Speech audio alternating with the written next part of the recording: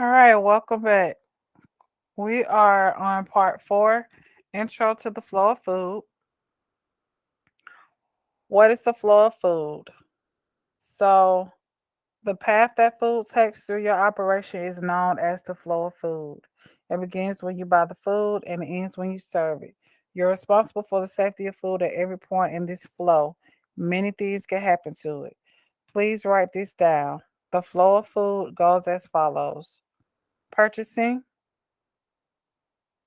receiving, storing, preparation,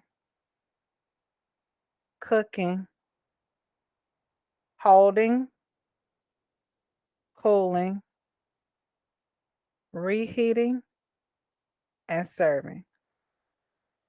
Those are all the steps in the flow of food. So, the definition for cross contamination is when pathogens are transferred from one surface to another. Again, cross contamination is when pathogens are transferred from one surface to another. That's called cross contamination. It could lead to foodborne illnesses in many ways, and cross contamination can happen at almost any point in the flow of food. It's the most important way to prevent cross contamination is to keep raw and ready to eat foods away from each other. Time temperature control. Most foodborne illnesses happen because TCS foods have been time temperature abused. So remember those areas of 70 to 125 or 135. Those are when most pathogens grow the fastest. The longer food stays in the temperature danger zone, the more pathogens grow. Food is being abused when it's cooked to the wrong internal temperatures, held at the wrong temperature, and cooled or reheated incorrectly. If for any reason food is held in the danger range or danger zone for 4 hours or more, you must throw it out. No exceptions. Do not serve your patrons or your staff food that's considered not safe. So common ways to prevent cross contamination are going to be: use separate equipment for raw and ready to eat food, clean and sanitize before and after task, prep raw and ready to eat food at different times, and buy prepared food. Ways to avoid time temperature abuse are going to be by monitoring, using tools, recording temperatures once you check temperatures, time and temperature control, and corrective action. One of the main things that you can use to monitor time and temperature control is going to be a thermometer. Here are the three most commonly used ones. And for each thermometer, it's going to list some of the characteristics of that thermometer and what it's used for and its best practices.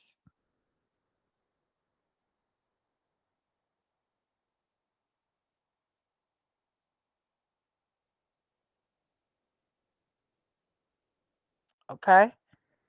We're going to get into probes. There are different types of probes: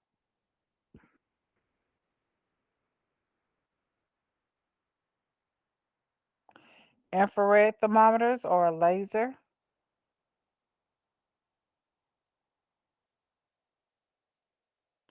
other temperature recording devices, a time temperature indicator, also known as a TTI. It's usually attached to packaging by the supplier. That way, the temperature cannot reverse, and you'll know the food has been time abused. And a maximum registering thermometer indicates the highest temperature reached during use, and it is used when temperature readings cannot be continuously observed. It works well for checking the final rinse temperature for dishwashing and machines. So when you're cleaning and sanitizing, thermometers must be washed, rinsed, and sanitized and air dried. You want to keep them stored in clean cases. You want to make sure they're calibrated so they don't lose their accuracy. And when you if you calibrate them after they have been bumped or dropped, after they have been exposed to extreme temperatures and changes, or delivery, or before each shift, that's when you want to calibrate them. Make sure you're being careful with your thermometer. Make sure they are calibrated, because some thermometers cannot be calibrated and then they need to be replaced. Some need to be sent back to the manufacturer for calibration if you're having a hard time getting it calibrated. You don't want to be mindful of the accuracy for Fahrenheit and Celsius readings, especially for your walk-in coolers. The glass thermometers, often used for candy, can be physical contaminants. If they break, the glass can shatter inside the candy. So you definitely want to be careful with your thermometers. When you're checking the temperatures, you want to make sure you insert the probe into the thickest part of the food, and which is usually the center. Take another reading at a different spot. The temperature may vary in different areas. Before reading, wait for the thermometer reading to hold steady, and allow at least 15 seconds after you insert the thermometer stand for an accurate reading. And here are ways to calibrate your thermometer. There are two ways. You can use the boiling point method, or you can use the ice point method. I find that the ice point method is easier and safer. So basically, you're just going to fill a container with ice, and then you're going to add some tap water into the container and place the thermometer stem or the probe into the ice, making sure the sensor area is submerged. And you're going to wait 30 seconds until the indicator stops moving, and then adjust the thermometer so it reads to 32 degrees. All right, so just a quick recap of part four. We're just talking about cross contamination, making sure we understand what that is, understanding the flow of food, what is considered inside the flow of food, understanding things that help us to get us prepared for the flow of food. So we're gonna have our thermometers. We're gonna know what kind of thermometer we have. We're gonna know how to calibrate it. We're gonna understand the parts of it. We're gonna understand how to clean it, wash it, sanitize it, and dry it in a case, a clean case. We're gonna understand where we need to insert the probe for the thermometers, and we're just getting ready to get into more parts of the flow of food. So we're going to roll right out into part five, which is purchasing, receiving, and storage. So purchasing and principles. It is imperative that you only bring safe food into your operation. All right. Purchasing from approved and reputable suppliers and following good receiving procedures will help to ensure the safety and quality of the food our operations use. The chain of suppliers includes growers, shippers, packers, manufacturers, distributors, and local markets. Before accepting any deliveries, you must make sure that the food you purchase is safe. You do this by only purchasing from approved, reputable suppliers. These suppliers have been inspected and can show you an inspection report and have also met all applicable local, state, and federal laws. Develop a relationship with your suppliers and get to know their safety for food and practices. Tour the facilities and consider viewing suppliers' most recent inspection reports. Reports are from USDA, FDA, or a third party inspector agency based on GMP, also known as Good Manufacturing Practices, or GAP, which is Good Agriculture Practices. Make sure the inspection reports have reviews for receiving and storage, processing, shipping, cleaning and sanitizing, personal hygiene, staff training, the recall program, and the hazard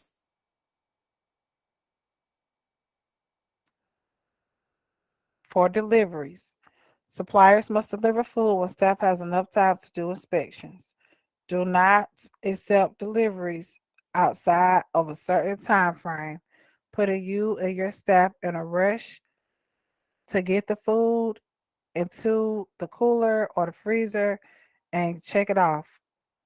Set your delivery times at a time where you and the adequate amount of staff can check food, inspect it, temp it, and make sure it's safe to come into your operation.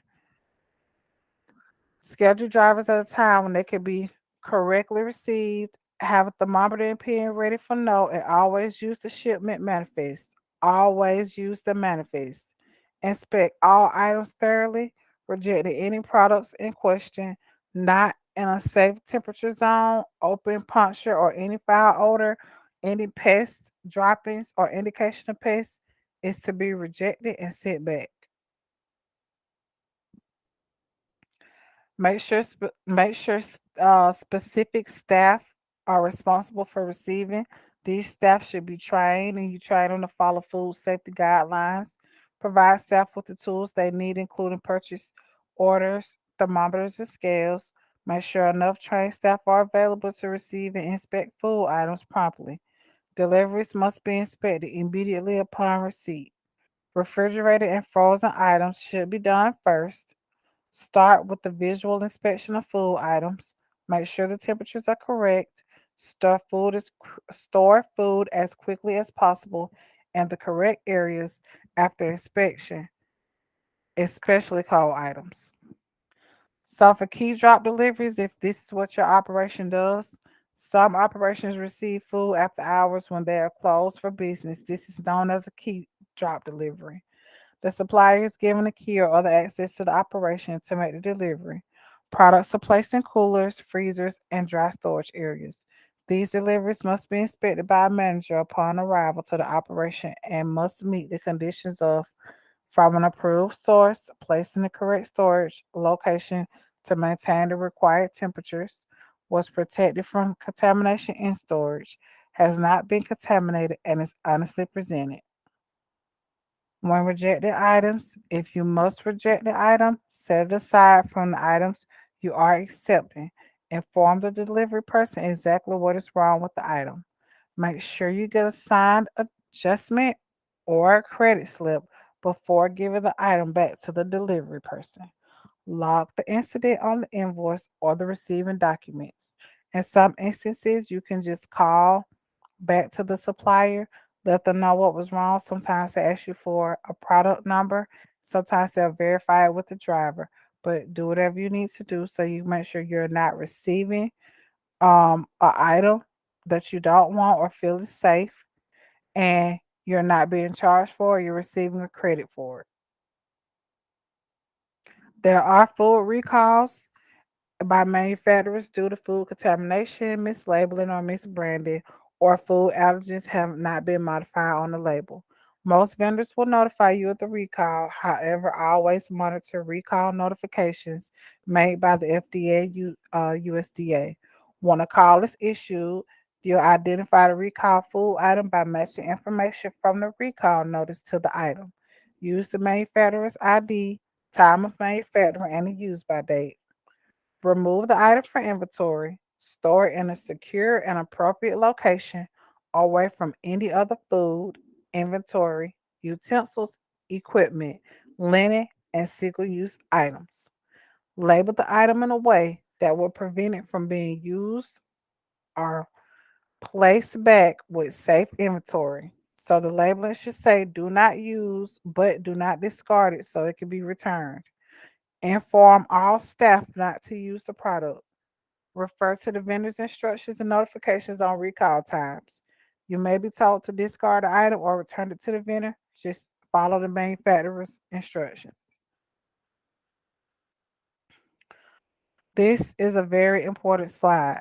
Please take a picture of it or please write it down. I'm going to give you time to get all of this information down. These are the delivery temperatures that all of your deliveries must stay within. If anything is over a temperature, it has been deemed unsafe and do not accept it because we know that pathogens cannot be frozen. Freezing a pathogen and cooking something that has a pathogen does not make it safe. Cold foods need to be received at 41 degrees or lower. Live shellfish, oysters, mussels, clams, scallops,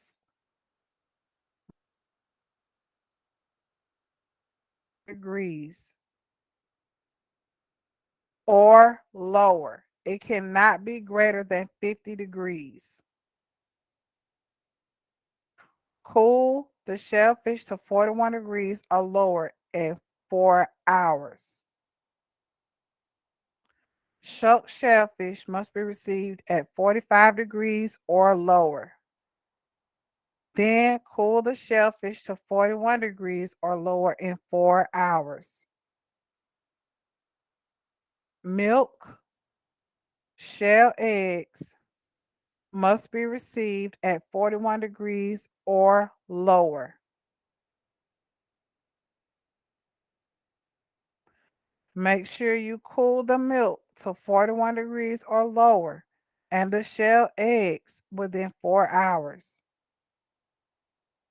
If you are receiving food that is hot, so a hot food, it must be received at 135 degrees or higher. If you are doing an off-site catering, the food should be 135 degrees or higher. Frozen food. All frozen food should be frozen solid when received. You're going to reject frozen foods with fluid or water stains that appear in the case, bottoms, or in the packaging. You're going to reject if there are any ice crystal or frozen liquids on the food in the packages. This is evidence of thawing and refreezing, and it shows the food has been time temperature abused.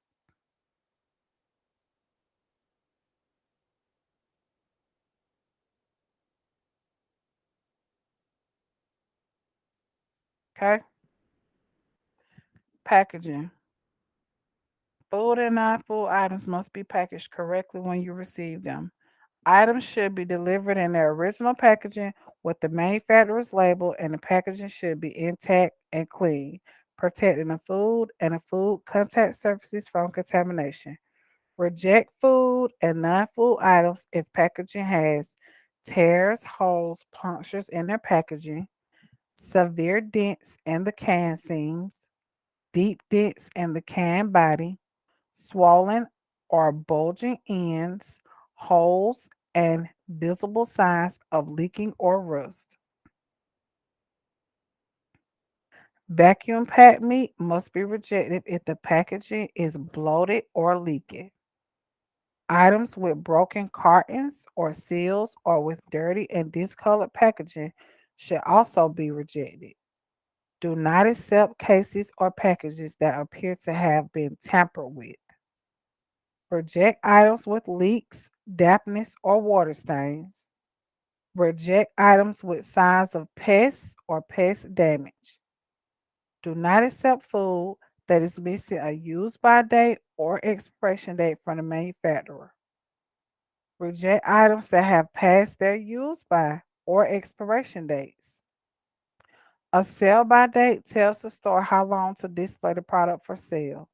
Best by date is the date best by which the product should be eaten for best flavor or quality. Please know the difference between a sell by date and a best by date.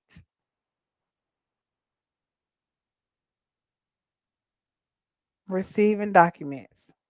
All food items should be delivered with correct documentation.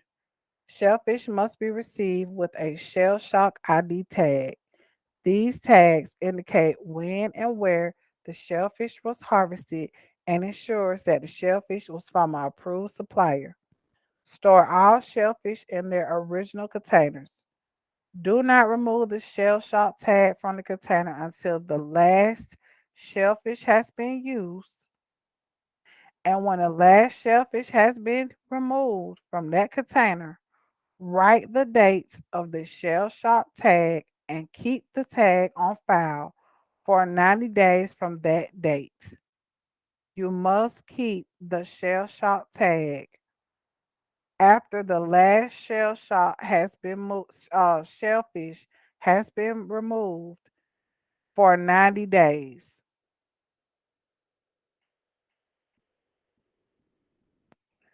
Fish that can be eaten raw or partially cooked must also be received with the correct documentation. Documents must indicate the fish was correctly frozen before you received it. Keep these documents for 90 days from the sale of the fish. All farm-raised fish must have documentation that states the fish was raised to FDA standards and should be kept on record for 90 days from the sale of the fish. Food quality. Poor food quality can be a sign that the food has been time temperature abused and therefore unsafe. Reject food if it has any problems or you have any questions of the appearance, texture, or odor, or any items that fail to meet your company standards for quality. Reject it. When you're storing food, you want to follow good storage guidelines for food and non-food items will help keep them safe and preserve their quality. You must label and date mark your food correctly. You must rotate food and store it at the correct temperature. You should always store items in a way that prevents cross contamination. When labeling food is very imperative. Illnesses have occurred due to unlabeled chemicals being mistaken for foods and used in recipes. Help do your part by labeling all food and non food items. On site use, label all items that are not in their original containers. So if you have flour that comes in a large sack and you pour it into a flour bin, once you pour it into the flour bin, that bin must be labeled flour and it must keep that manufacturer's original use by date. Food labels should include the common name of the food or a statement that clearly and accurately identifies it. Everything must be labeled. If it's on site for retail sale, food packages in operation that will be sold to a customer for use at home must be labeled. Label must include common name for the food or a statement that clearly identifies it. Quantity of the food, list of ingredients and sub-ingredients in descending order by weight necessary if the item contains two or more ingredients. List of artificial colors and flavors in the food, chemical preservatives, name and place of business of the manufacturer, packer, or distributor.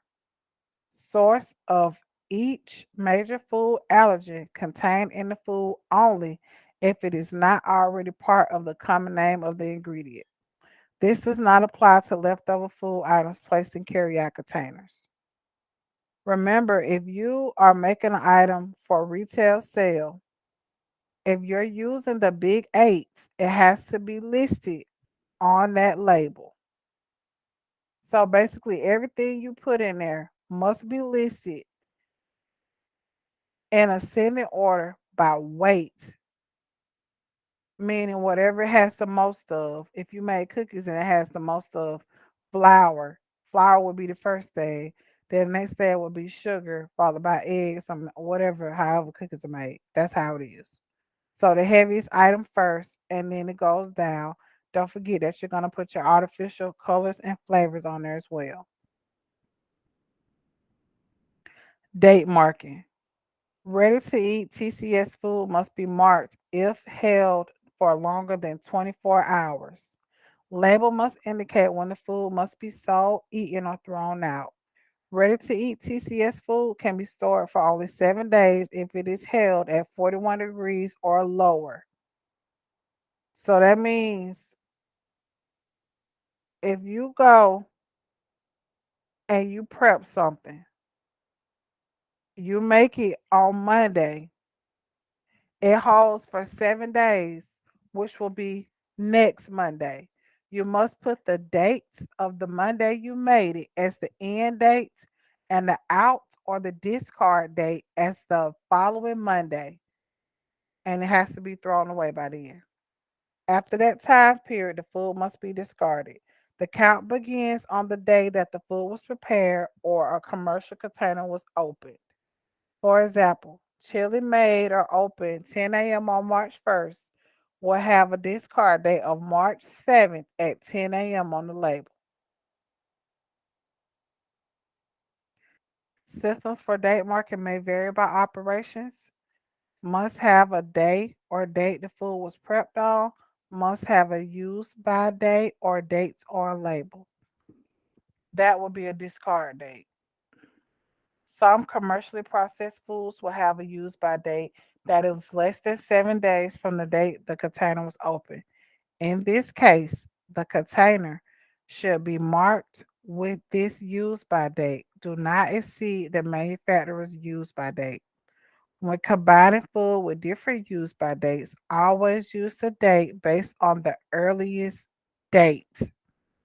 For example, if a casserole has three ingredients and they all have different use by dates of the 8th, 10th, and 12th, you will discard the item on the 8th because it is the earliest date of an ingredient expiring and contaminates the entire dish. Pathogens can grow when food is not stored at the correct temperature. To keep food safe, store TCS foods at an internal temperature of 42 degrees or lower or 135 degrees or higher. Store frozen fruit, store frozen food at temperatures that keep it frozen. Make sure storage units have a working and accurate thermometer with temps ranging between 3 degrees Fahrenheit or lower. Do not overload coolers or freezers. Overstoring prevents good airflow and makes the unit work harder to stay cold. Be aware that frequent opening of the cooler lets warm air inside, which affects food safety. Use open shelving.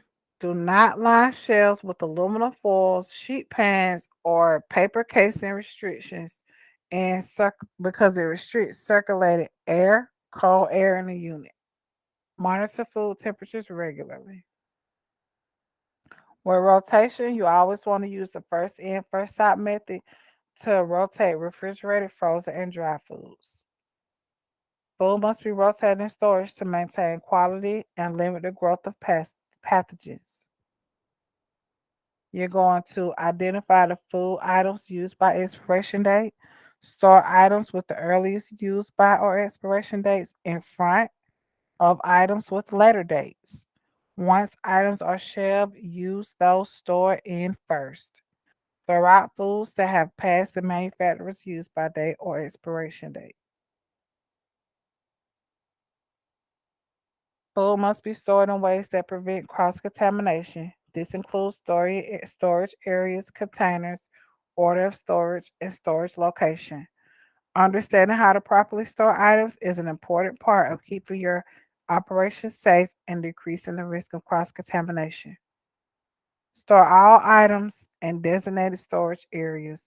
Store items away from walls and at least 6 inches off the floor. Write that down, that'll be on the test. Store items away from walls and at least 6 inches off the floor. Store single use items in original packaging, such as gloves and cups and etc. Store food in containers intended for food. Use containers that are durable, leak proof, and able to be sealed or covered. Do not use empty food containers to store chemicals. Never put food in empty chemical containers. When cleaning, keep all storage areas clean and dry. Clean floors, walls, shelving in coolers, freezers, dry storage areas, and heated holding cabinets on a regular basis. Clean up spills and leaks promptly to prevent contaminated other food. Clean dollies, carts, transporters, and trays often. Store food in containers that have been cleaned and sanitized. Store dirty linens away from food in a clean, non absorbent container and washable laundry bag. For storage order, Safe food storage starts with wrapping or covering food. Store raw meat, poultry, and seafood separate from ready to eat food. Store ready to eat food above raw meat, poultry, or seafood. This prevents juices from raw food from dripping onto ready to eat foods. So take a picture of this or write this down. This is the storage order top to bottom for the refrigerator and for foods. So the top shelf would be ready to eat food. The second shelf would be seafood. The third shelf would be whole cuts of beef or pork. The fourth shelf is going to be ground beef and ground fish. The bottom shelf is going to be whole or ground poultry. I'll give you a moment to get this information off the slide.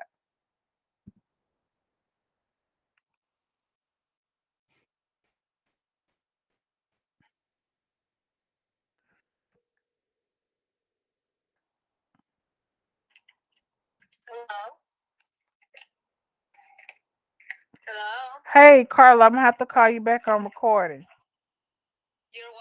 I'm recording my test, my course. I'm going to have to call you back. Okay. Bye.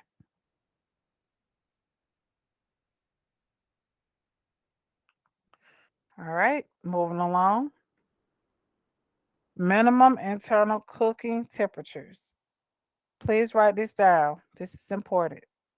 I'll give you extra minutes to write this down. For seafood, the internal cook time is 145 degrees.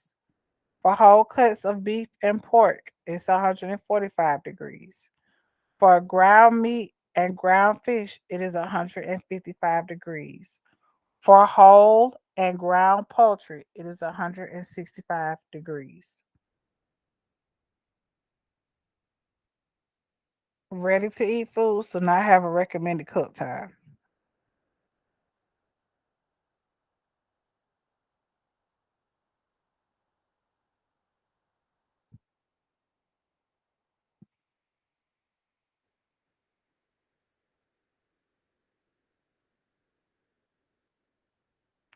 Storage location. Food should be stored in a clean, dry location away from dust and other contaminants. To prevent cross contamination, never store food in locker rooms or dressing rooms, restrooms or garbage rooms, mechanical rooms, under unshielded sewer lines or leaking water lines, or under stairwells. Damaged, spoiled, or incorrectly stored food. If you find expired, damaged, spoiled, or incorrectly stored food that has become unsafe, you must discard it. This includes food that's missing a mark date, um, any food that has exceeded its mark date on there or has exceeded the time and temperature requirements. Label and mark all items that need to be returned to vendor and stored away from other foods and equipment. Notify all staff not to use or eat this product. All right, so that was part 5.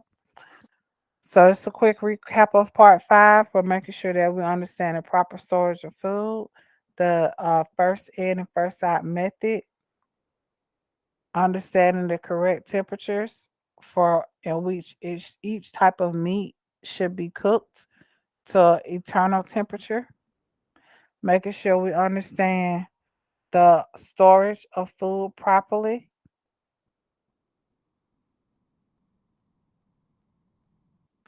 making sure we can identify um, how food needs to be stored.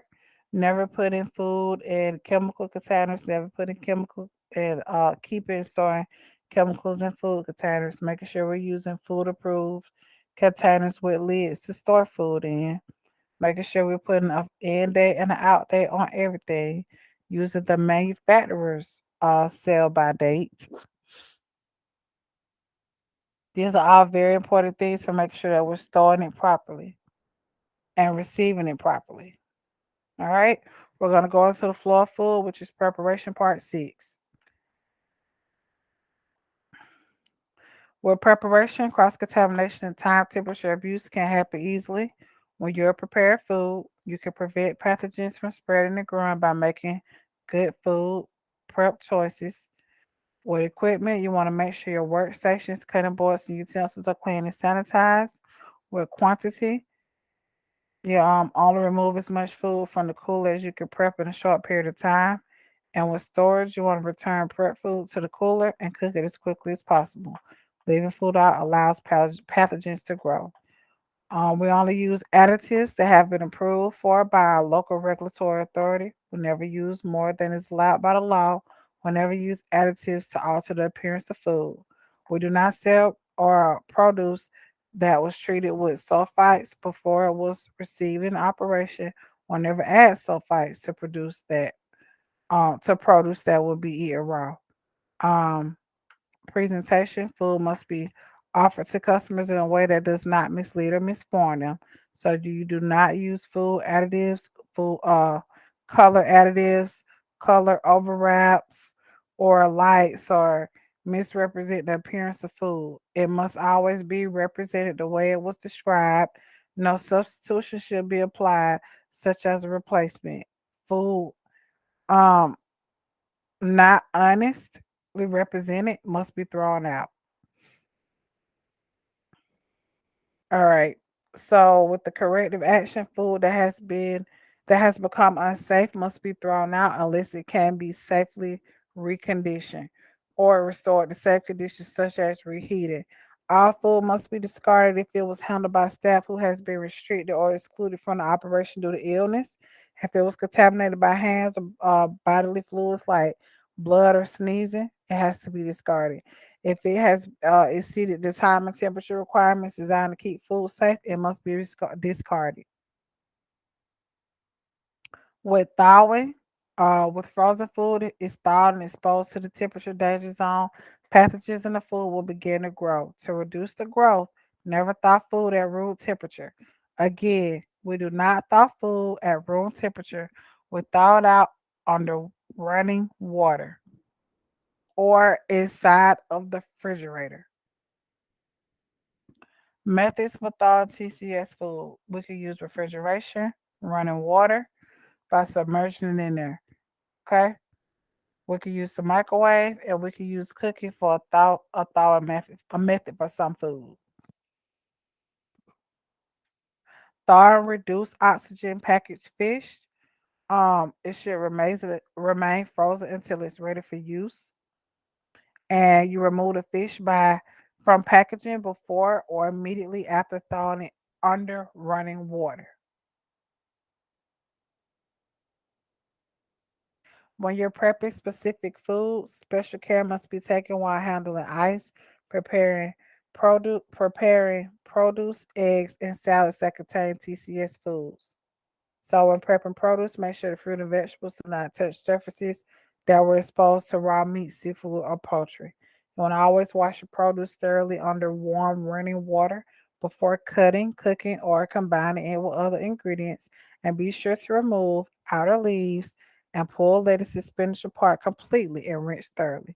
There are a lot of times there are small bugs that get caught in between the crease and crevices of lettuce and any type of green uh vegetable. So you want to make sure that you're pulling back those leaves and removing them to make sure that you're getting really good in there to rinse it thoroughly. Certain chemicals may be used to wash fruits and vegetables. Produce can be treated by washing in water containing um, ozone, which helps control pathogens. Check with your local regulatory authorities for what is acceptable for use. When soaking or soy produce in standing water or in an ice watery slurry, do not mix different items or multiple batches of the same item. Refrigerate and hold fresh, cut produce at 41 degrees or lower. Do not serve raw seed sprouts to high risk populations. Seeded sprouts are one of those foods that qualify for TCS foods. Also, a high risk population again is going to be very young children, people with compromised immune systems, and the older or the geriatric community. Eggs and mixtures. You've got pulled eggs, pasteurized eggs, and these are for high risk groups. You need to be very careful when serving it to them. Um, Although pasteurized, well, so pasteurized eggs can be used when prepping egg dishes that need little to no cooking, such as Caesar salad dressing, hollandaise sauce, tiramisu, and mousse. Pulled eggs are eggs that are cracked open and combined in a container. They should be cooked promptly after mixing or covered and stored at 41 degrees or lower. These are for bakers. If you're baking something, cooking using raw eggs or things of that sort, this is geared more towards you. With a high risk population, groups such as those in hospitals and nursing homes should refrain from serving non fully cooked dishes. However, use pasteurized eggs or egg products when serving dishes that are raw or undercooked. Shell eggs that are pulled must also be pasteurized. This is to protect them from getting sick so easily. Chicken, tuna, egg, pasta, and potato salads have all been involved in foodborne illness outbreaks. This is actually one of the items that are always constantly um causing illnesses or sicknesses, or people experience like vomiting and diarrhea, because these items are easy to get out of the safe zone, because they're served and they're not necessarily kept on ice, or they're not necessarily monitored, and these things are dangerous, so be careful with them. These salads are not usually cooked after preparation. This means you do not have a chance to reduce pathogens that may have gotten into the salads. Therefore, you must take extra steps. Only use leftover TCS foods such as pasta, chicken, and potatoes if it was cooked, held, cooled, and stored correctly. Do not use leftover TCS food that have been held for more than 7 days. So if you had some pasta that you overcooked too much pasta and you put it up and you put it in your refrigerator, and then you decide, oh, I want to make a pasta salad this weekend. If that pasta salad is not going to be consumed before the 7 days in which you originally cooked that pasta, do not use it. Ice. You make ice from water that is safe to drink. You never use ice as an ingredient if it was used to keep food cold, such as in a drink. If I made you a glass of ice water and then you're like, oh, I want to add a little ice to this, no, you can't use the ice. If that ice was used and had something sitting on it, like it was cooling off something, you can't use that ice in somebody's drink. Okay? Ice only has one use, it doesn't have multiple uses. Use clean and sanitized containers and ice scoops to transfer ice from an ice machine to other containers. Store ice scoops outside of the ice machine in a clean, protected location. Never hold or carry ice in containers that have held raw meat, seafood, or poultry or chemicals. Never touch ice with hands, and never use a glass to scoop the ice.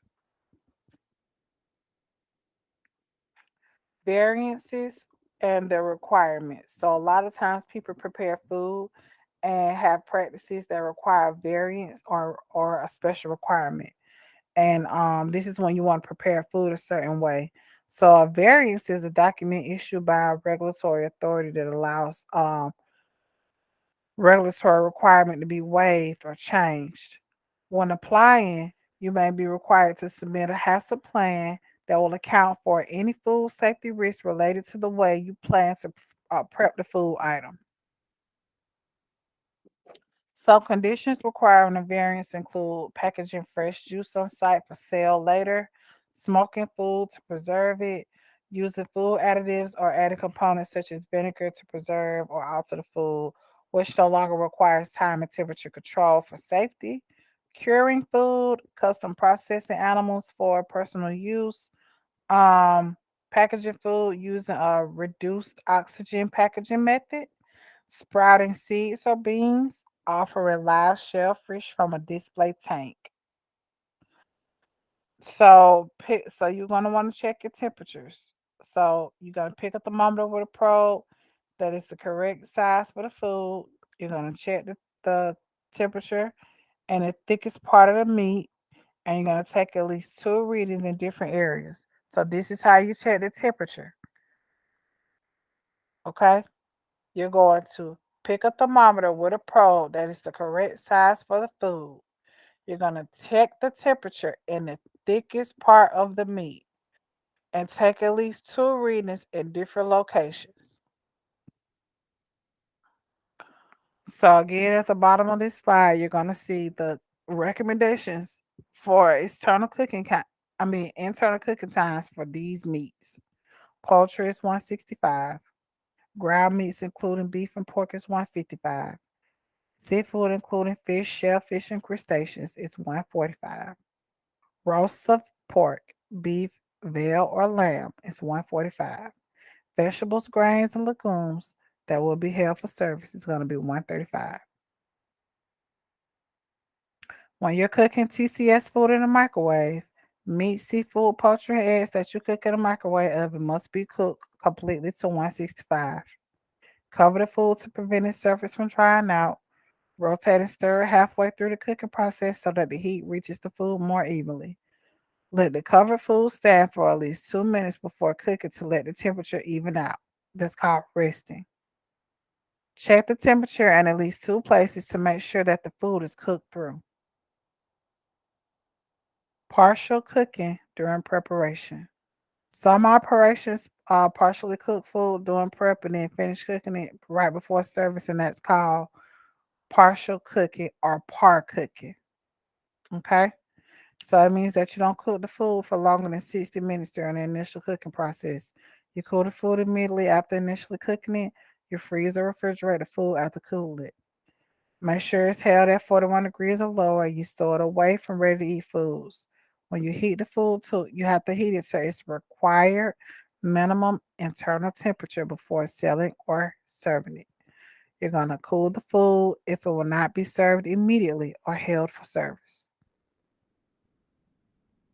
Your regulatory authority will require you to have written procedures that explain how the food cooked by this process will be prepared and stored. That means that you need to have a whole layout for how you're going to prepare it, okay? These are the procedures that your staff needs to know and need to have on hand when they're following the recipe. Consumer advisories. This is going to be on the test. Write this down. Consumer advisories is a disclosure. It is a statement that indicates an item is raw or undercooked or contains raw or undercooked ingredients. So you place an asterisk, which is a little star, next to these specific menu items. Posting a notice in your menu reminds customers of the risk of consuming TCS foods that are raw or undercooked and the increased risk of foodborne illness. Okay? You must cook TCS food to the required minimum internal temperature listed in this chapter unless a customer requests otherwise.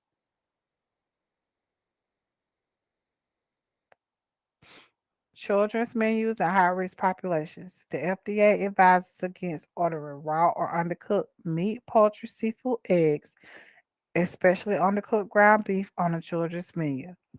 So, most places that have children's burgers, they cook their burgers well done.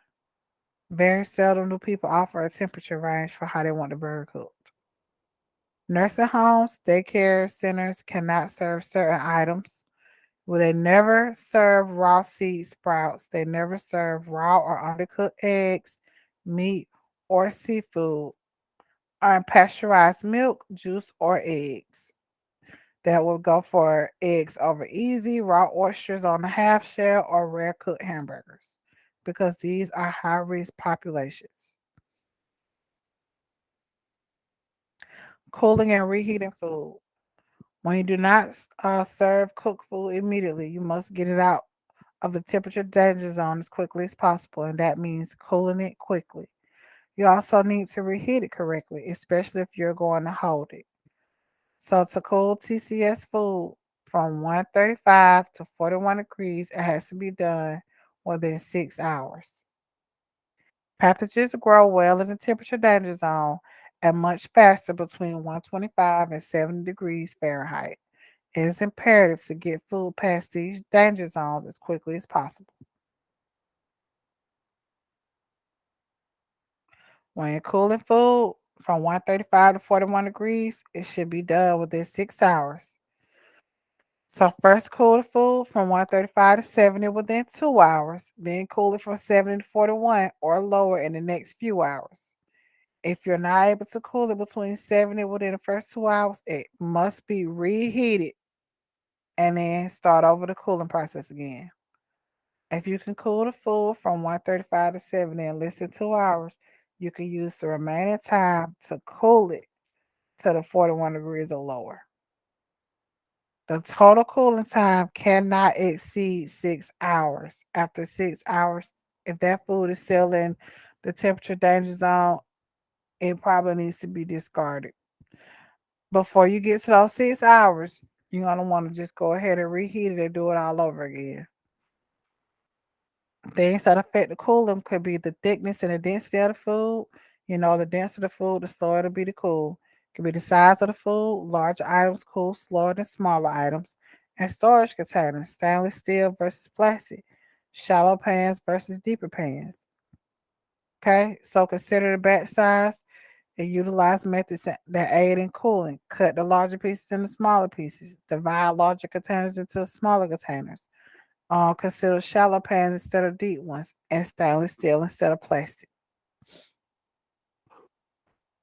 You can use ice water baths, a blast chiller, a ice paddle, or ice or cold water as an ingredient to cool things down quicker.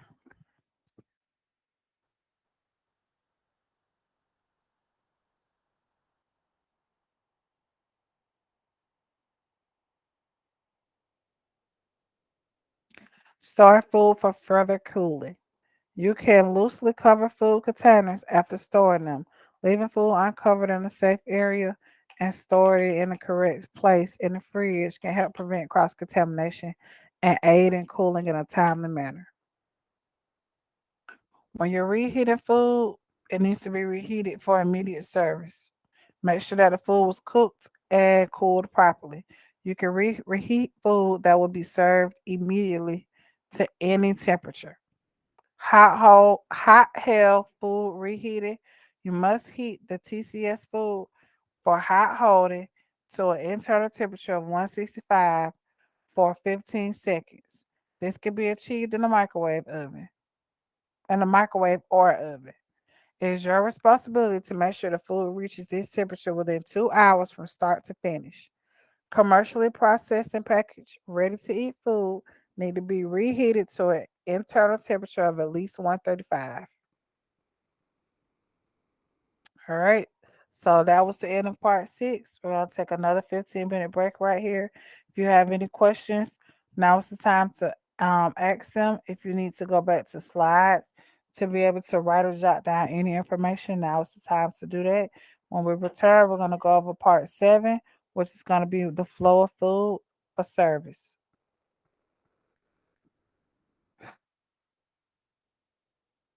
I'm literally dying. What you got? What you got? What's that? There it is. Yeah. Oh, got food? Okay, I record.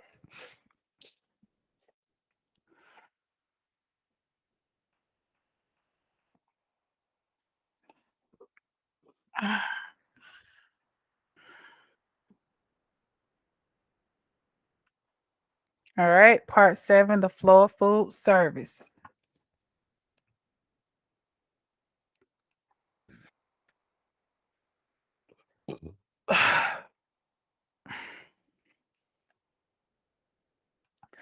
Safe way to hold food. If your operation holds food, you're responsible for holding it correctly to keep patrons safe.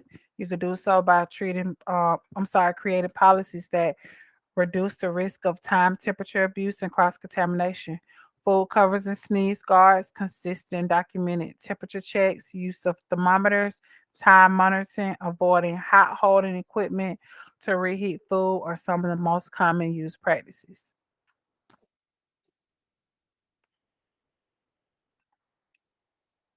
Cold food without temperature control. You can hold cold food without temperature control up to 6 hours if you hold the food at 41 degrees or lower before removing it from the refrigerator. Label the food with the time you removed it from the fridge and the time it must be thrown out. Discard time on the label must not exceed 6 hours. Food cannot exceed 70 degrees while being served. If so, you need to discard the food immediately. For example, if food at a picnic is pulled at 2 p.m. and placed on a buffet, it must be served or discarded by 8 p.m. and no exceptions. Hot food without temperature control. You can hold hot food without temperature control for up to 4 hours if you hold the food at 135 degrees or higher before removing it from temperature control to serve. You must label the food with the time you pulled it from the controlled temperature and the time it must be thrown out. You must serve or discard all food within 4 hours, no exceptions. The biggest threat to ready to eat, the biggest threat to ready to be served food is contamination. There are specific guidelines your kitchen and serving staff must follow in order to ensure the food is being served safely. No bare hand contact. Make sure you're using single use gloves, spatulas, tongs, deli sheets, or other utensils to make sure you're preventing hands from touching the food. Always use clean and sanitized utensils. Keep them separate from each item and sanitize them at least once every 4 hours. Store the utensils correctly. Handles must be extended above the rim of the container, or in some circumstances, they must be placed on a clean and sanitized food contact surface. Scoops or spoons used to serve should be stored under running water or a container of water that is maintained at a temperature of 135 degrees. Take home containers for food should be given to guests by the operation. They must be clean and sanitary and at the establishment discretion for reuse. Take home beverage containers can be refilled if the beverage is not a TCS food and it is not for the same guest. I'm sorry, if it is for the same guest only. Serving staff must be careful when serving food. They must hold the dishes by the bottom of the edge, hold glasses by the middle, bottom, or the stem of the glass. Never allow your bare hands to touch the food contact surface, which is the rim of the glass. Carrying glasses in a rack or on a tray to avoid touching the food contact surface. Do not stack glasses when carrying them. Hold flatware by the handle. Do not hold flatware by the food contact surface. Store flatware handle up. Roll silverware using single use gloves to avoid bare hand contact. Use ice scoops or tongs to get ice because a glass could chip or break, resulting in a physical contaminant. So again, never scoop ice with bare hands or a glass. When you preset tableware, you must take steps to prevent preset tableware from becoming contaminated. Wrapping and covering items can help prevent contamination with the use of gloves to avoid contact. Table settings do not need to be wrapped or covered if the extra or unused setting was removed when guests were seated or if they remain on the table and are cleaned and sanitized after guests have left. Reserving food is a no. It's a big no. Do not reserve food returned by one guest to another guest. Do not reserve uncovered condiments, uneaten bread, or rolls or garnishes. Do not combine leftover condiments with fresh ones. You must throw away open portions or dishes or condiments after serving them to guests. Do not eat food that has been discarded by guests. Unopened cracker, unopened or Repackaged foods such as crackers, condiments, creamers, jellies, and butters are safe to reuse and reserve. Self-service areas can easily be contaminated by guests, so make sure you're implementing sneeze guards for food on display at buffets. Make sure the food is labeled and dressed in self-service areas also.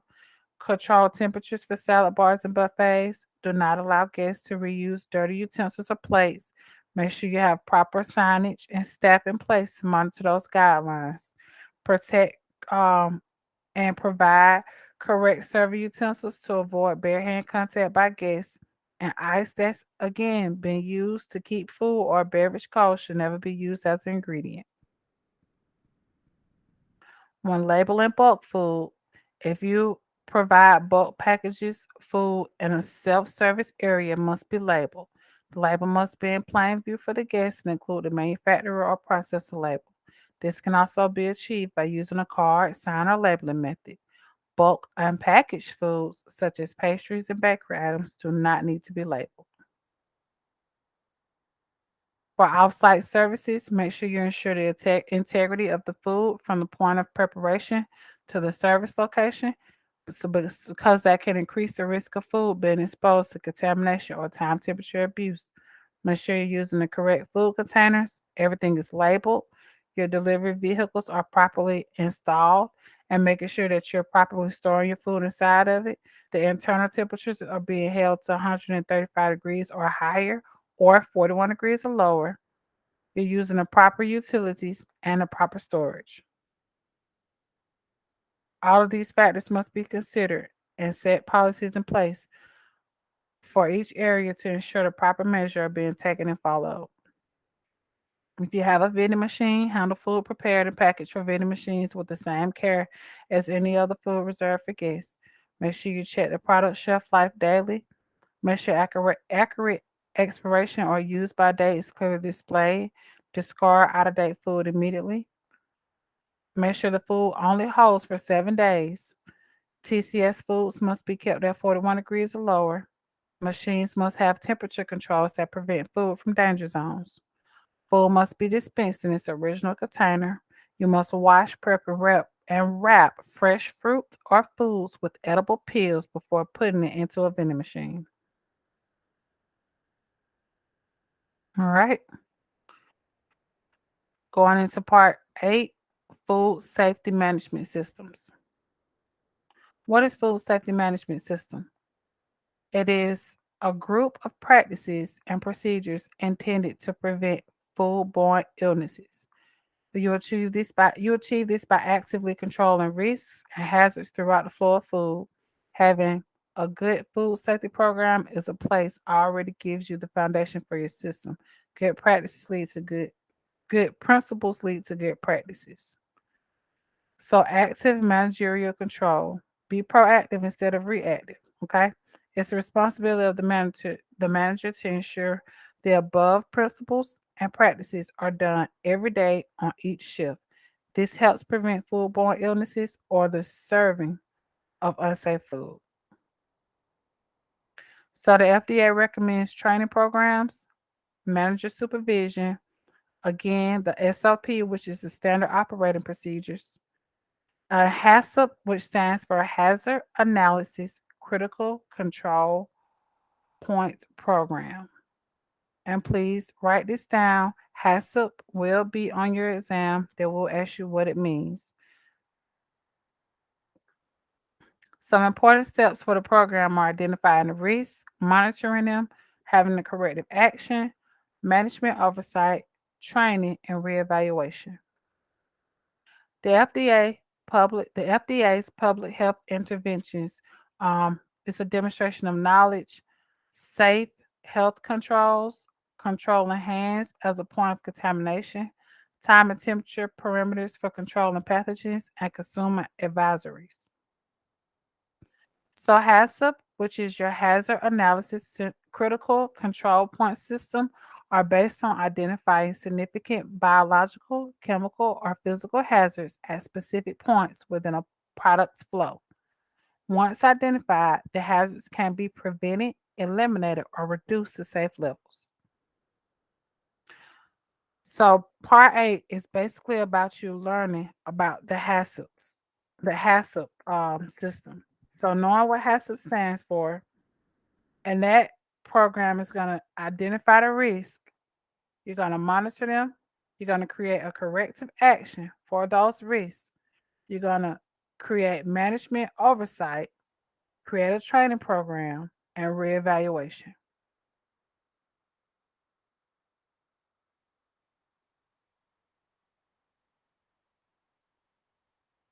All right. Part 9, safe facilities and pest management. So floors, walls, and ceilings, um, the materials, equipment, and utilities in your operation play a part in keeping food safe. So when choosing flooring, walls, and ceiling material, you're gonna want to pick those that are smooth and durable, and these makes cleaning easier. Okay. Once installed, it must be regularly maintained. Floors should have coving, and coving is a curved steel edge between a floor and a wall. Please write that down. Coving. Coving. Coving. It is a curved sealed edge between a floor and a wall. Food service equipment must meet certain standards if it will make contact with food. The NSF is an organization that creates standards for food equipment that requires it to be non-absorbent, smooth, corrosion resistant, easy to clean, durable, and resistant to damage. So these are some things to take into consideration when you start purchasing equipment for your establishment. When installing and maintaining equipment, stationary equipment should be easy to clean and easy to clean around. Okay. Floor mounted equipment on legs must be at least 6 inches high. Write that down. Floor mounted equipment on legs, 6 inches high. If it is a tabletop equipment with legs like a slicer or something, it has to be 4 inches off of the surface. 4 inches. It must be maintained regularly by qualified people to ensure it is working correctly. Set up regular maintenance schedules with suppliers and manufacturers, and always install stationary equipment using the manufacturer's recommendations. For dishwashing machines, they vary by size, style, and sanitizing methods, which you should consider when selecting and installing. Before purchase, consider installation, supplies, settings, and cleaning factors associated with the machines. For the installation, it must be installed so that they are reachable and conveniently located. Locations must keep utensils, equipment, and other food contact surfaces from being contaminated. Always follow the manufacturer's instructions when installing, operating, and maintaining. So for supplies, settings, and cleanings, you're going to use detergents and sanitizers approved by the local regulatory authority. Dishwashers should be cleaned as often as necessary. Dishes should appear clean of stains, residue, and soap.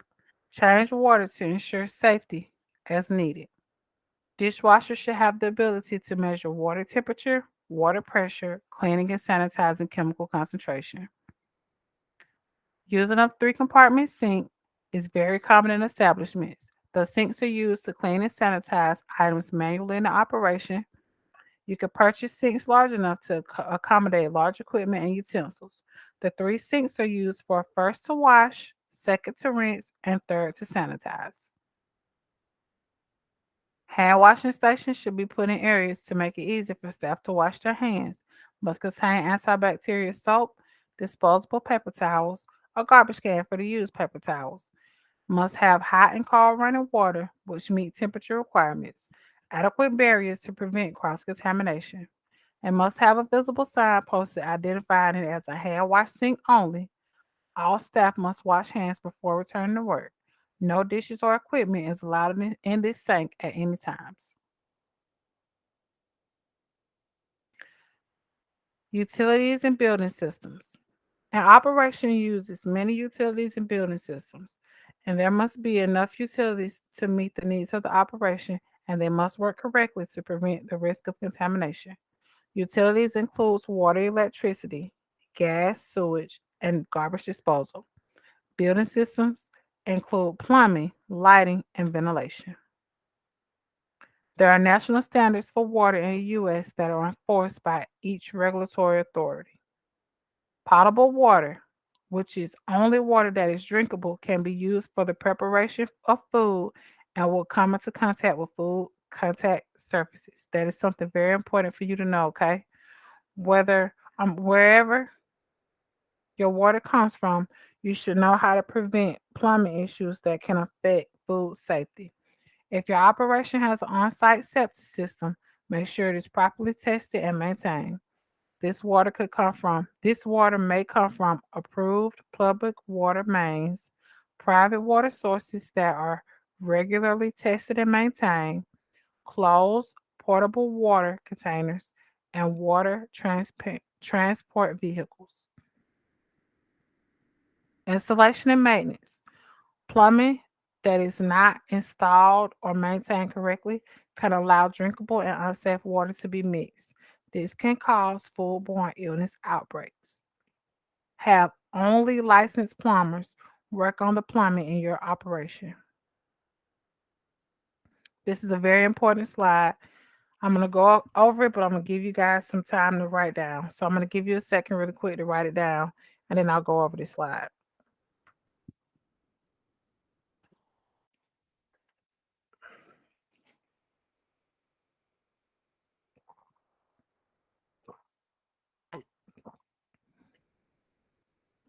Mm.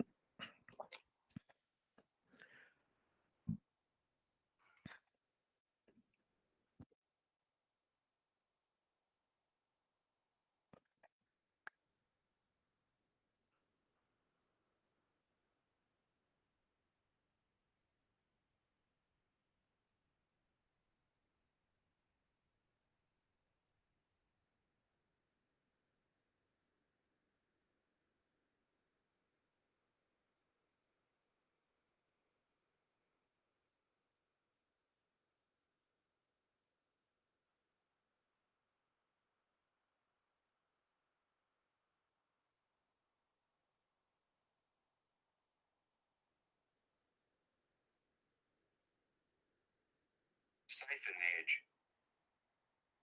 siphonage, siphonage, siphonage.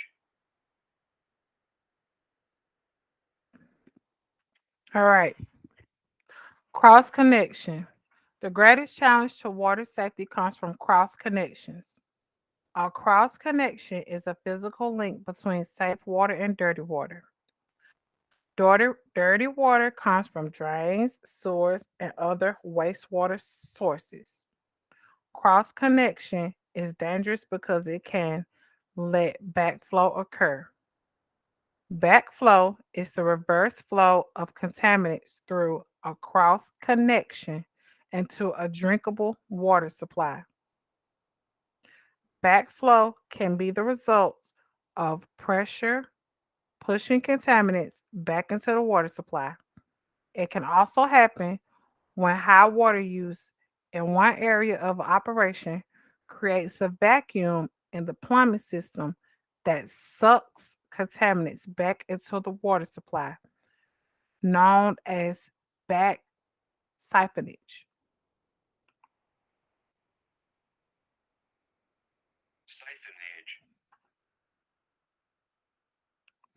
Please know what back siphonage, backflow, and cross connection mean. Backflow prevention. The best way to prevent backflow is to avoid creating a cross connection.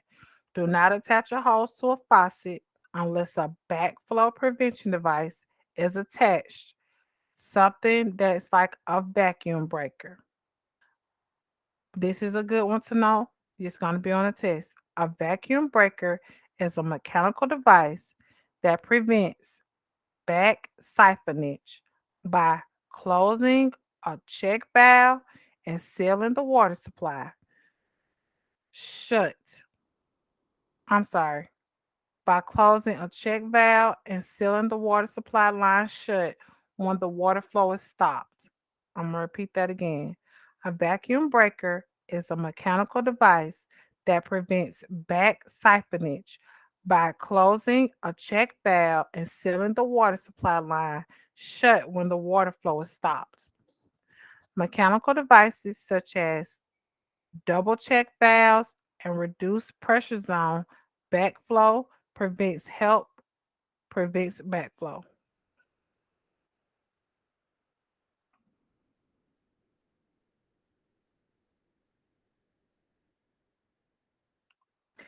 Prevention devices must be changed periodically to ensure they are working correctly by trained and certified technicians following local regulatory requirements and manufacturers' recommendations. All work must be documented and should be kept on file. A air gap. Please know what an air gap is. An air gap is an airspace that separates a water supply outlet from a potentially contaminated source. Know that definition.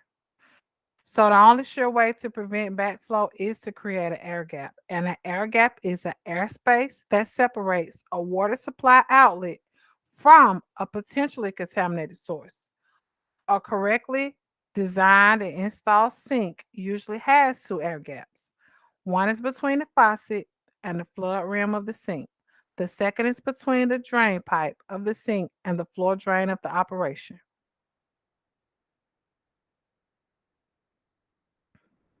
Grease condensation. So a buildup of grease in pipes and other common is another common problem in plumbing systems. Grease traps are often installed to prevent grease buildup from blocking the drain. If used, they can be put in by a licensed plumber and must be easy to access. They must be cleaned regularly. If not cleaned enough or correctly, dirty water can back up and lead to odors and contamination. Lighting. Good lighting makes it easier to clean things in your operation and to provide a safe environment. Light intensity or high bright the lights are in the operation is usually measured in units called foot candles or lux. Different areas of the facility have different lighting intensity requirements. Prep areas are required to have brighter ones than others. It allows the staff to recognize the condition of food and identify items that need cleaning. Ventilation. It improves the air inside of an operation. It removes heat, steam, and smoke from cooking lines. It eliminates fumes and odors. If your operation's ventilation is not working correctly, grease and condensation will build up on walls and ceilings. Ventilation systems must be cleaned and maintained regularly and according to the manufacturer's recommendations. Garbage.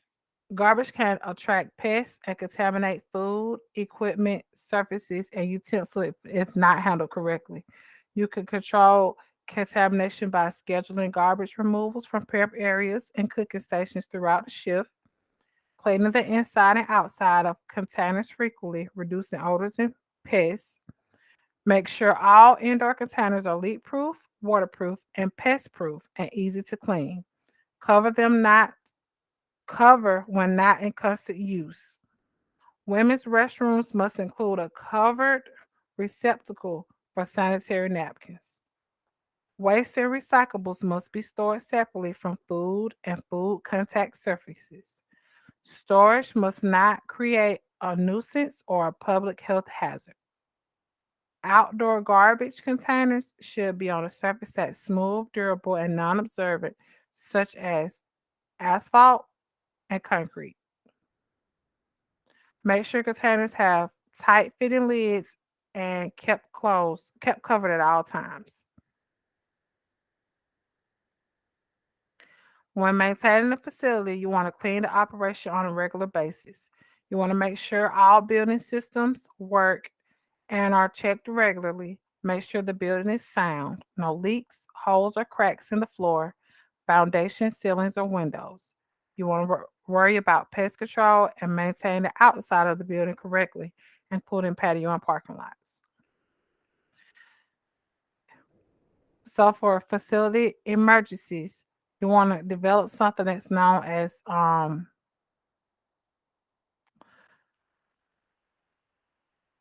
well, I'll take that back.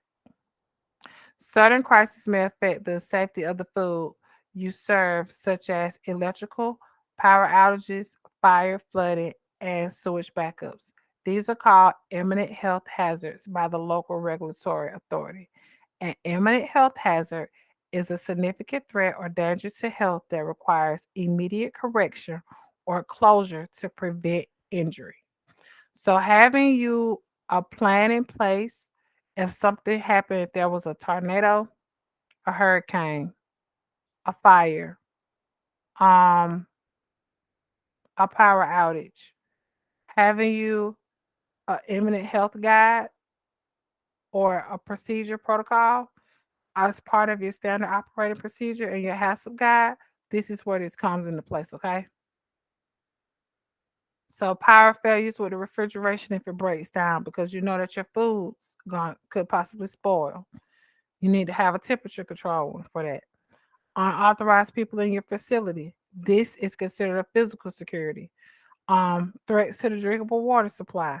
This is called drinkable water supply issue.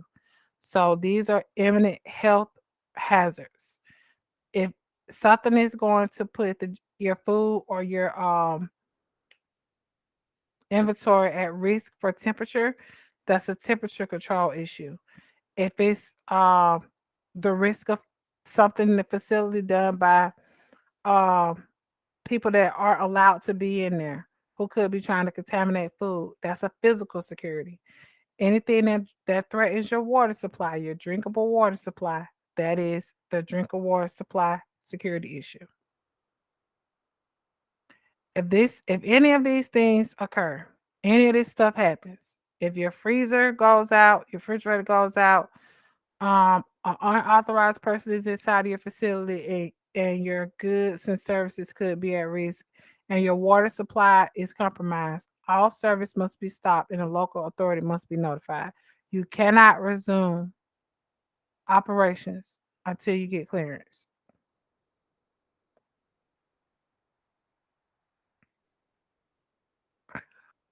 So if you lose electricity or power and the items in your freezer and walk-in cooler start to lose their temperature, spoiled and contaminated food must be thrown out along with food on packaging that is not intact.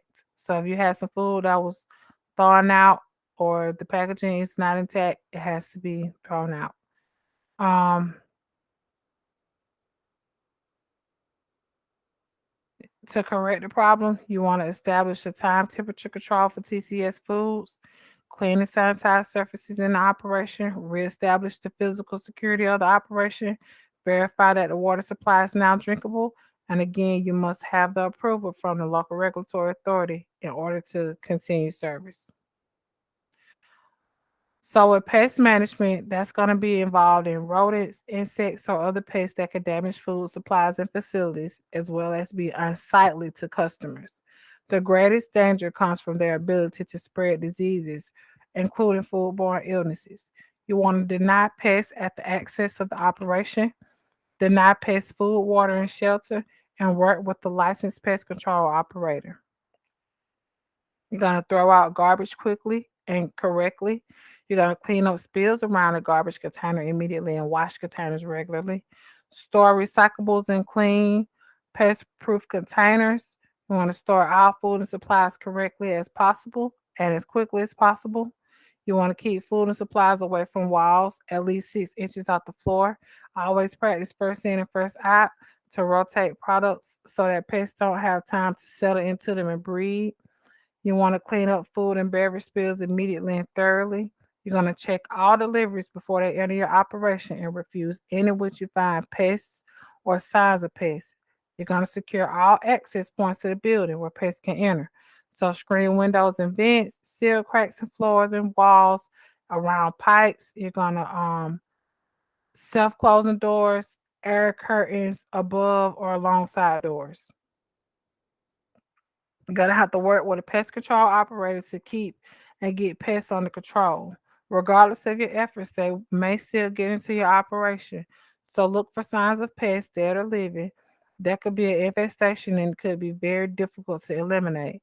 Contact a pest control operator immediately if you see any pest problems so that the control measures can be taken. Poisonous or toxic pest control materials should only be applied by a certified applicator.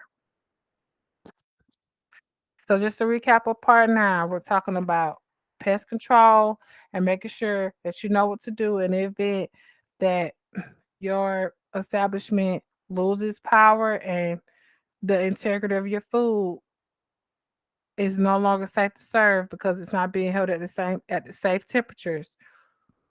If for some reason you have somebody inside of your establishment who's not approved to be there, you have to make sure everything is safe before you can serve it to anyone. You cannot serve food. You have to make sure that your drinkable water supply is never compromised. But if it is, if those three conditions present themselves, you cannot serve patrons. You must stop all service immediately. You must notify a local authority, and you must wait for the go ahead from them to resume service.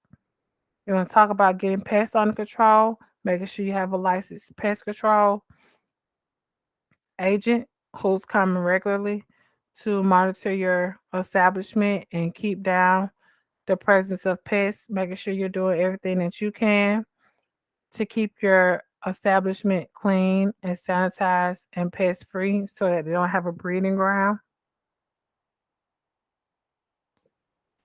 You want to make sure that you have a procedure in place for any imminent health risks that you may come across.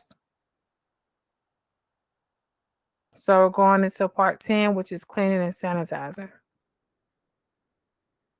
Food can easily be contaminated if you do not keep your facility and equipment clean and sanitized. Cleaning removes food and other dirt from a surface. Sanitizing removes pathogens on a surface to safe levels. Never use one type of cleaner in the place of another unless the intended use is the same. So, if you have a cleaner and it's meant to sanitize, but you have two different types of cleaners, if they're both used for sanitation, which is the same use, it's okay. But you cannot use a sanitizer or a degreaser in the place of each other. That's not acceptable. Okay? Only use cleaners for their intended purposes unless their intended use is the same. Food contact surfaces must be sanitized after they have been cleaned and rinsed. This can be done by using heat and chemicals. One way to sanitize items is to soak them in hot water.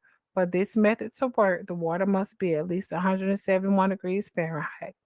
The items must be soaked for at least 30 seconds.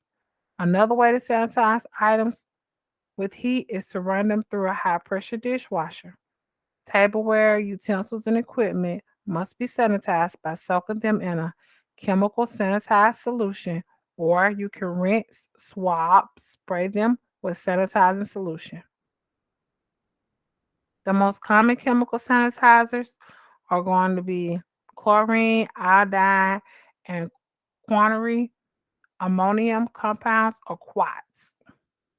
Chemical sanitizers are regulated by state and federal environmental protection agencies. In some cases, you can use the detergent sanitizer blends to sanitize. Operations that have two-compartment sinks often use these. If you use a detergent sanitizer blend, use it once to clean, then use it a second time to sanitize. Sanitizer effectiveness. Several factors influence the effectiveness of chemical sanitizers. The most critical include concentration, temperature, contact time, water hardness, and pH. Sanitizer solution is a mix of chemical sanitizer and water. The concentration of this mix, the amount of sanitizer to water, is crucial. Too little sanitizers may make the solution weak and useless. Too much sanitizer may make the solution too strong and unsafe. It can always also leave a bad taste on items or corrode metal. Concentration is measured in parts per million. To check the concentration of a sanitizer solution, use a test kit. Make sure it's made for the sanitizer being used. These kits are usually available from the chemical manufacturer or supplier. Make sure they are available at all times and easily accessible to employees. Hard water, food bits, and leftover detergent can reduce the solution's effectiveness. Change the solution when it looks dirty or its concentration is too low. Check because check between concentration often. So always check the concentration level. Always check the water. The water should be changed anytime it's visibly dirty, but regularly you're changing the sanitizer water like every 4 hours. The water and sanitizing solution must be the correct temperature. Always follow the manufacturer's regulations and recommendations. For sanitizer solution to kill pathogens, and must make contact with the object being sanitized for a specific amount of time. This is called the contact time. An object must be in contact with the solution for at least 30 seconds. Water hardness can affect how well a sanitizer works. It's determined by the amount of minerals in your water. So you're going to want to find out whether your water hardness is what it is for your from your supplier to identify the correct amount of sanitizer to use for your um, organization. Water pH can also affect sanitizer. Find out what type of pH your water is from for your for your organization, and then work with your supplier to find out the correct amount of sanitizer to use for your water.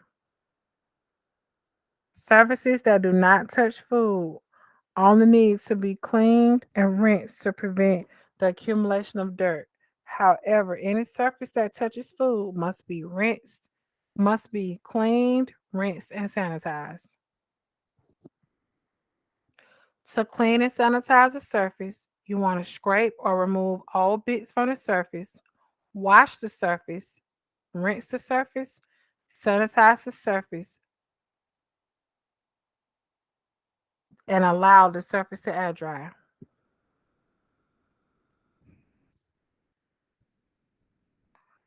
Surfaces are supposed to air dry completely before being used for anything else. And in the sanitizing part of when you're cleaning and you're sanitizing the surface, make sure that you when you sanitize it has to sanitize completely and air dry. How to when to clean and sanitize. All food and contact surfaces need to be cleaned and sanitized after they are used, before working with a different type of food, after handling different raw TCS fruits and vegetables. Anytime there's an interruption during a task and the items being used may have been contaminated, after 4 items if items are in constant use. If items are in constant use.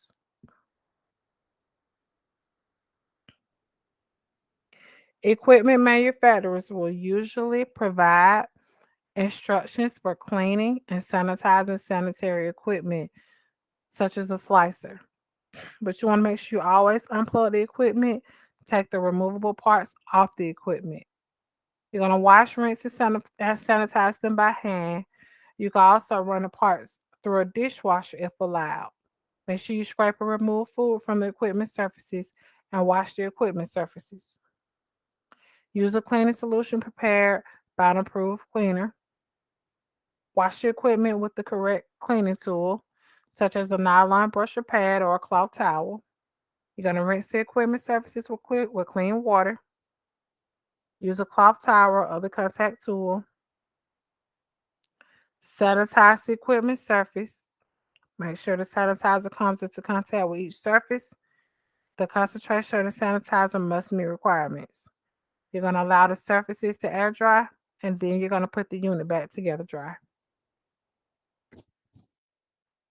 When you're cleaning in place equipment, some pieces of equipment, such as soft serve yogurt machines, are designed to have cleaning and sanitizing solutions pumped through them. Because many of them hold and dispense TCS foods, they must be cleaned and sanitized every day unless otherwise indicated by the manufacturer. When you're using dishwashers, the dishwashing machine sanitized by using either hot water or a chemical sanitizing solution.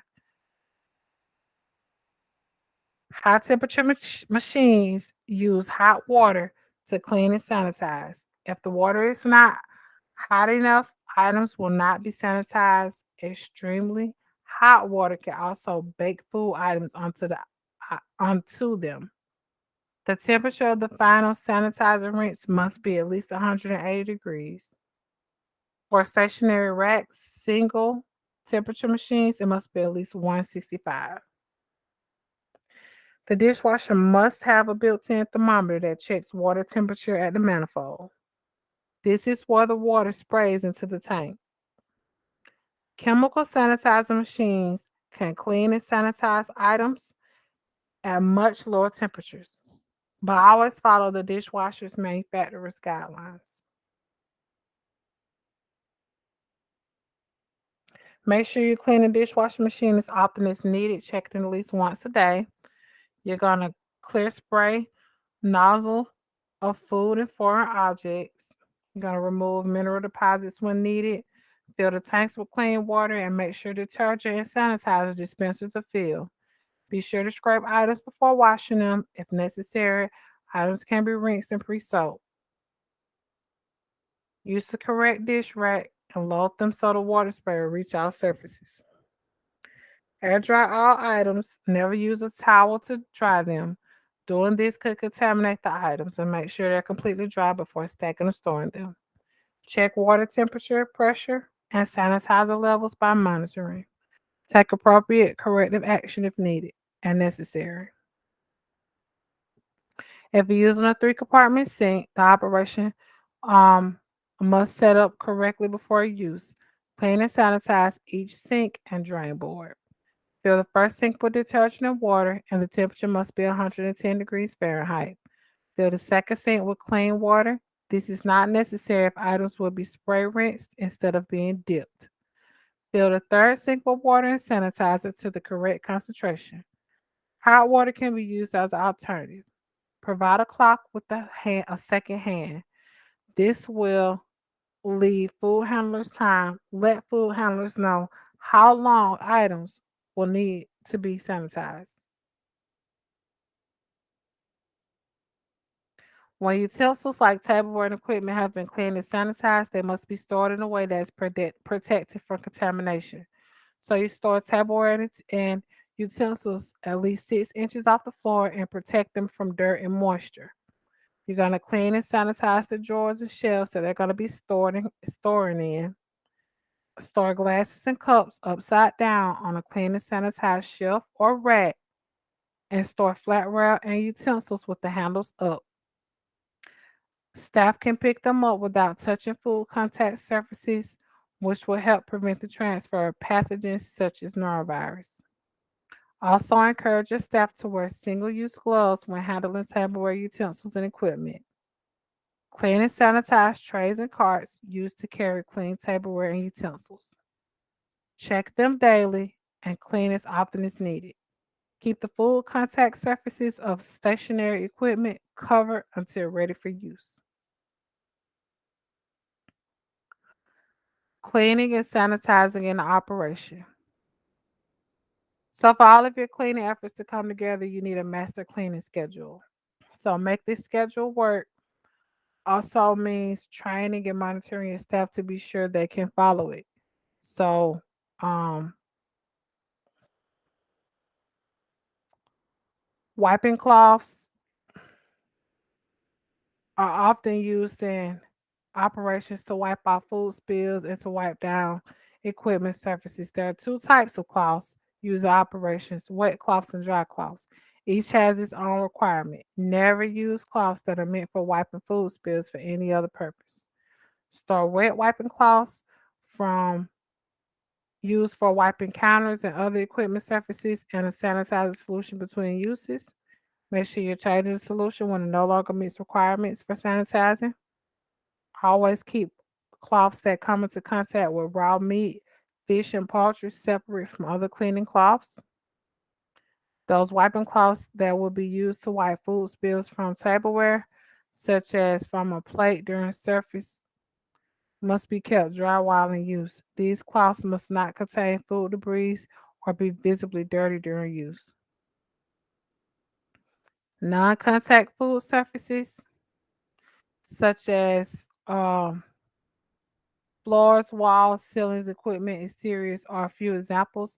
Because they are not food contact surfaces, they do not need to be sanitized. However, they need to be cleaned regularly. This prevents dust, dirt, and food residue from building up. Not only will this prevent the growth of pathogens, but will also prevent pests. So many services in the operation do not normally come into contact with food, and these are called non-food contact surfaces. When you're cleaning up after people who get sick, um, cleaning the surfaces correctly can prevent food from being contaminated. It will also keep others from becoming sick. To be effective, operations must have procedures for cleaning of vomit and diarrhea. These procedures must address specific actions that employees must take to minimize contamination and exposure to food surfaces and people. It is critical that employees be trained on these procedures. Always contact the manager on duty to alert them on the situation. Use against storing cleaning tools and supplies. Your staff will need many tools and supplies to keep the operation clean. However, these items can contaminate food and surfaces they have not used and stored correctly. Cleaning tools must be stored so they do not contaminate food and equipment. It's best practice to store these items in a designated area away from the food. They should always be stored in a way that makes it easier to clean than the areas they're stored in. The storage area should have good lighting, hooks for hanging mops and brooms and other cleaning tools, utility sink for buckets and washing cleaning tools, a floor drain for dumping dirty water. Never clean mops, brushes, or other tools and sinks, such as hand washing sinks, food prep, or dishwashers. This helps to prevent cross contamination. Never dump mop water or any other liquid waste in toilets or urinals. When storing cleaning tools, consider placing mops in a position to air dry without soiling walls, equipment, and supplies.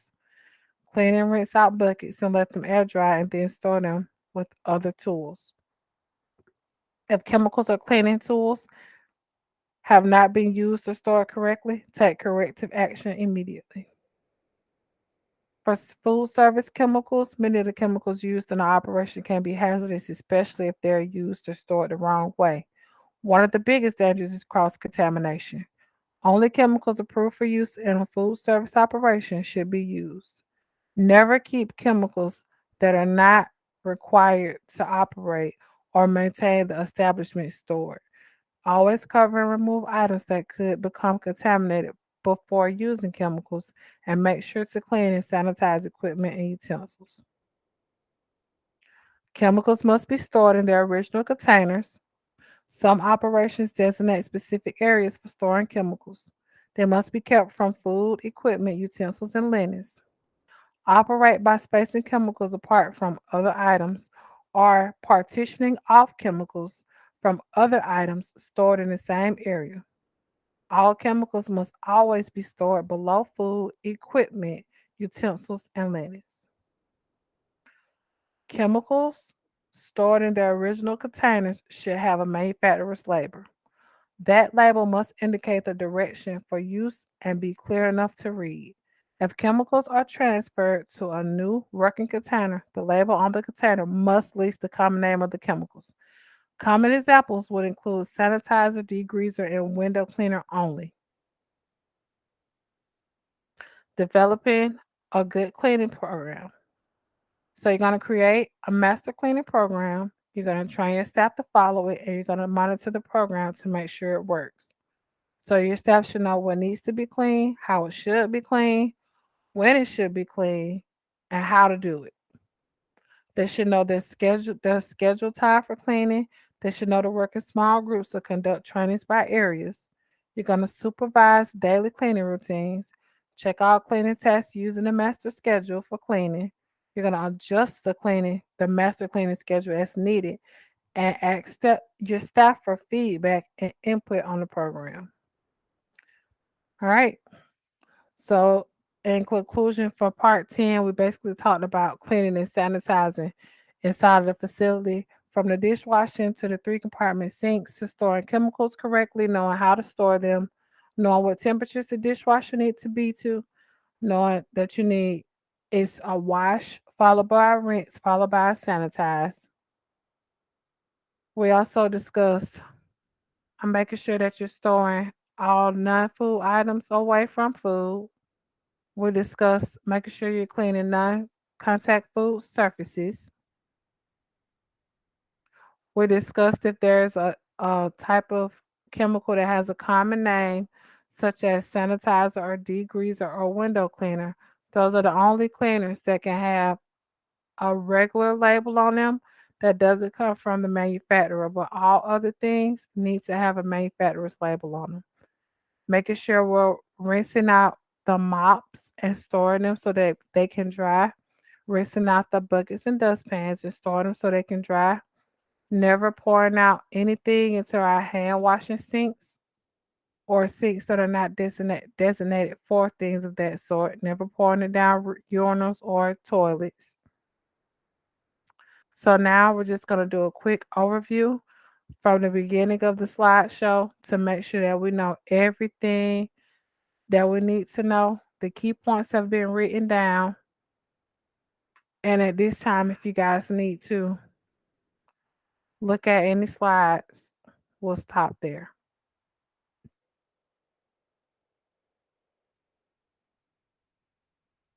You need to know what a foodborne illness is. Understand the challenges.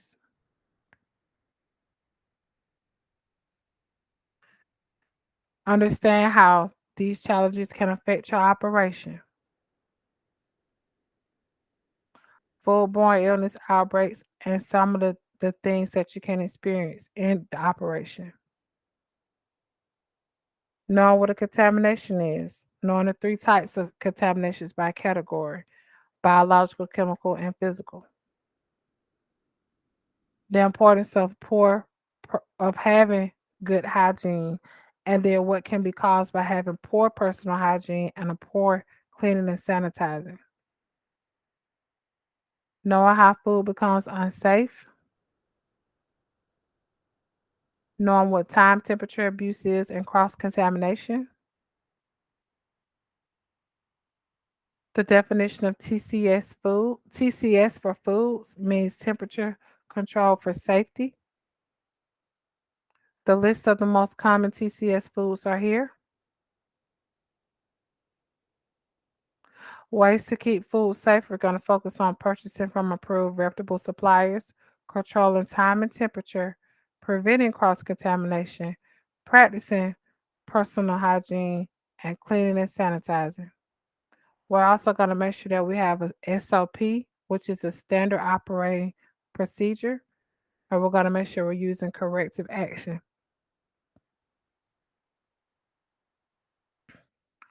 We want to know these agencies: the FDA and what it means, the USDA and what it means, the CDC and PHS and what it means, and what their roles are.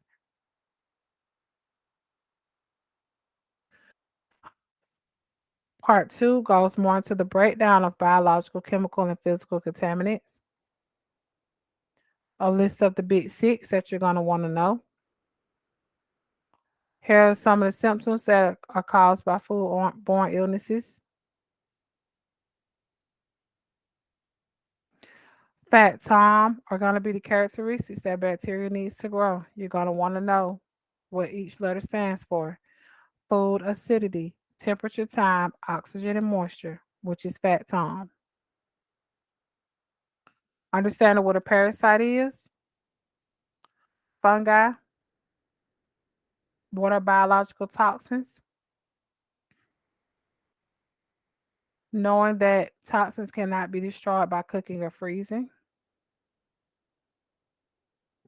Chemical contaminants are when chemicals that are stored inside of an operation get into food or on food contact surfaces.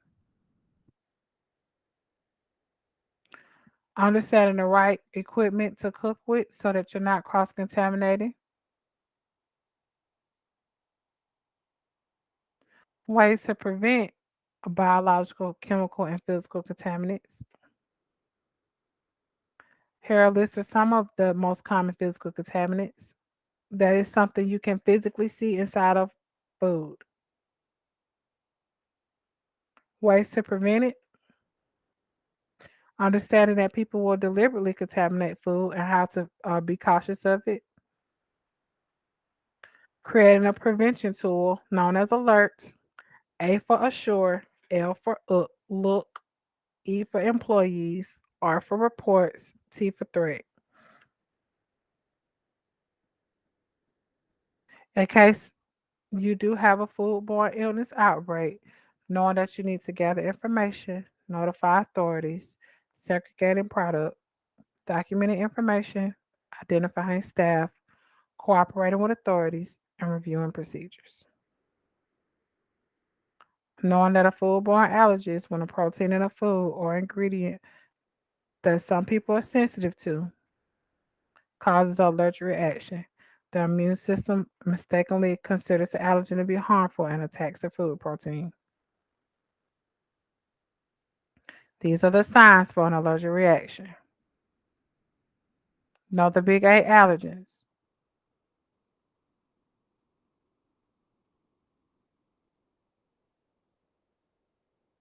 Make sure your staff can describe the dishes, identify the ingredients, suggest items, and identify and specify the allergen special order. Understanding cross contact is when food. Understanding cross contact is when food or food contact surfaces contain an allergy to the food and served to the customer in which they are allergic to. The precautions to making sure that guests do not receive cross contamination.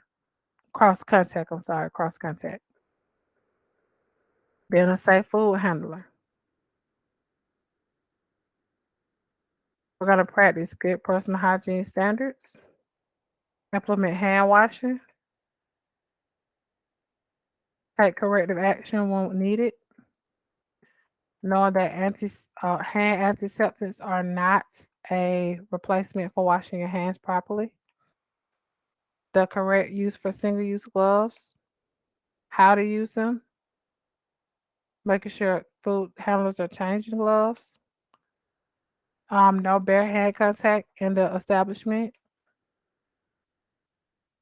um, no eating, drinking, smoking, chewing gum, or tobacco use around food or food contact surfaces, and where drinks can be stored away from food and food contact surfaces. You're going to report the health issues. We're going to monitor our staff and make sure they know about the pathogens. We're going to be watching for the signs of a sick staff. For the flow of food, we're going to understand it starts with from purchasing all the way to service, with that being purchasing, receiving, storing, preparation, cooking, holding, cooling, reheating, and service. We know what cross contamination is,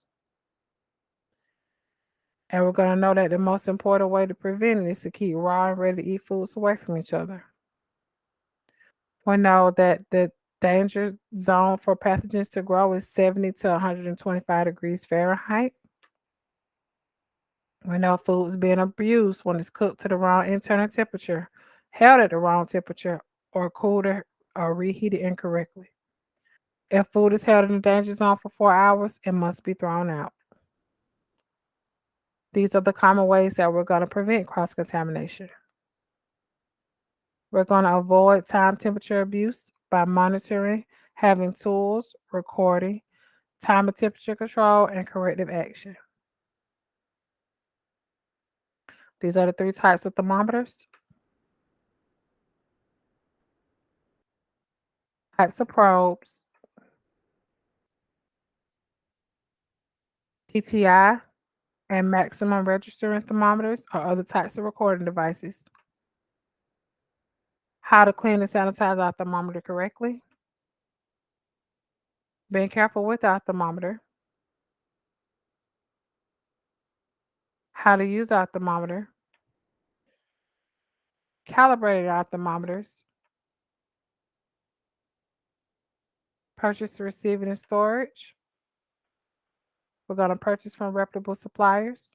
We're going to make sure we're following receiving and storage, processing, shipping, cleaning and sanitizing, personal hygiene, staff training, recall and hazard programs are all things that we can find on their inspection reviews. But we're going to purchase from a reputable supplier.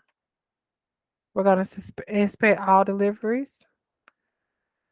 We're going to receive them and inspect them immediately. Making sure our suppliers are doing their drop deliveries, their key drop deliveries correctly. We're rejecting any items that don't meet our standard and guidelines. We're conscious of recalls and what to do and how to label the items that need to be sent back. We know our delivery temperatures for our foods, our shellfish, our shuck shellfish, milk, shell, eggs, our TCS hot foods, and our frozen foods, and our TCS cold foods. We know what to look for packaging, so we'll know what to reject.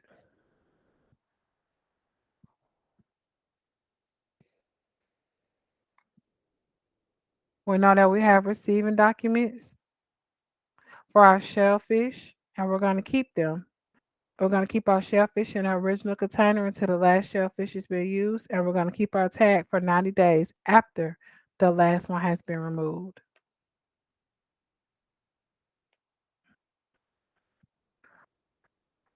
We're going to reject any food whose quality is in question, going from appearance to texture to odor. We're going to store our food properly. We know about labeling and food rotation. We're going to make sure if we're selling food on site for retail, that we're using the correct labeling, listing the ingredients, and making sure we're basically listing everything that's used inside the product, especially if it was one of the big 8 allergens. We're date marking. We're making sure we're holding food for 7 days if it can be held for 7 days with the end date and the out date.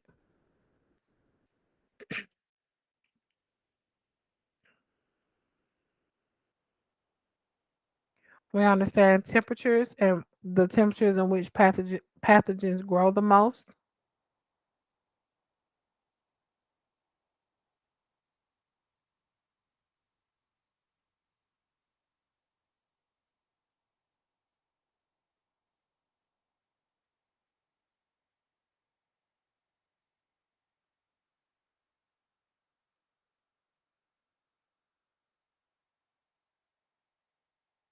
We're using first in and first out method to rotate refrigerated, frozen, and dry foods. We're preventing cross contamination by storing food correctly. We're not storing any chemicals in food containers or food in chemical containers. We know that items must be stored 6 inches off of the floor, 4 inches off of the counter. We're keeping our storage areas clean. We know our storage order. We know when we're refrigerating, it's ready to eat to the top, followed by seafood, followed by whole cuts of beef and pork, ground meat and ground fish, whole and ground poultry.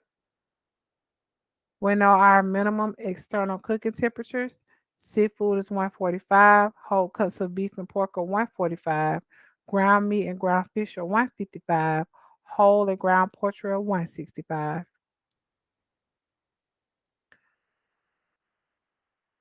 We know where we should store food, where we should not store food. We know what to do with damaged, spoiled, and incorrectly stored food. Always discard it. For preparation, we're making sure that we're protecting it from cross contamination, temperature abuse. We're making sure our equipment is set up correctly. We're making sure we're not overpulling quantity so that the food doesn't spoil, and we're making sure that we're storing it correctly. We're only using additives that have been approved by the local authority. We're not using additives to alter the appearance of the food. We do not sell produce that has been treated with sulfites. We don't compromise the presentation of food. We know we thaw food up on the running water or in the refrigerator and never at room temperature. We know how to thaw TCS food up on the using refrigeration running water, microwave, or cooking. We know how to thaw reduced oxygen packed fish. We know how to prep specific foods.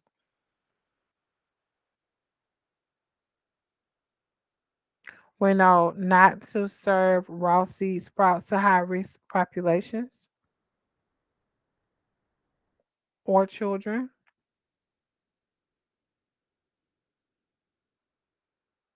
We know about the dangers of chicken, tuna, egg, pasta, and potato salads and how they have been involved in foodborne illnesses outbreaks several times. So we know to be safe with those menu items.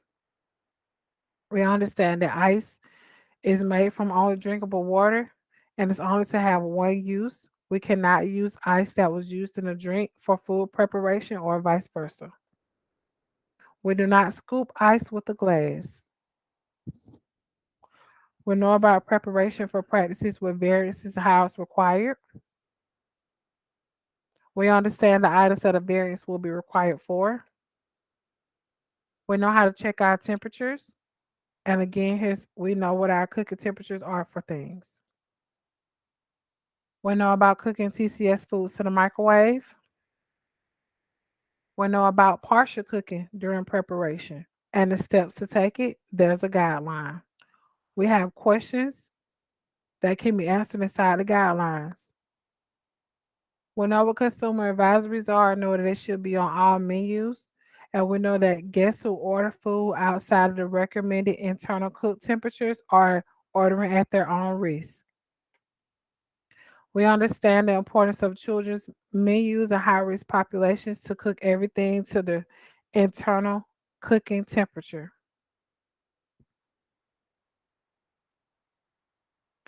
We know that we should cool food from 135 to 41 degrees and lower than 6 hours or less. We know that it's ways that we can cool it down by cutting the batch size. We can cut larger pieces into smaller pieces, divide it into larger containers into smaller containers, using shallow pans instead of deep ones, and stainless steel instead of plastic. We also know we can use a ice water bath, a blast chiller, a ice paddle, or use ice as an ingredient instead of using so much water during the process, and later add ice. We understand that once food reaches a temperature of 70, we can cover it and we can let it rest down to its required temperature in a refrigerator. We know about hot held food, that it must be held at 135 degrees or higher. We know that we must reheat it if it falls to 135 or lower immediately. We know the safe ways to hold food, cold and hot.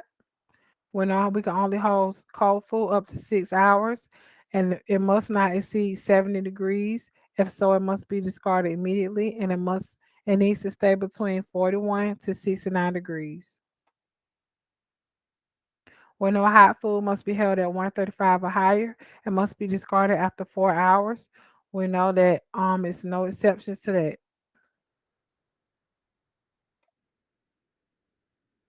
We know when we have self-serving areas that we need to make sure that we're doing the best that we can to make sure that the guests are following the guidelines. We know what to watch for and how to label things for self-service areas. We know how to prepare our tableware correctly so we're not contaminating things. We don't reserve food to anyone.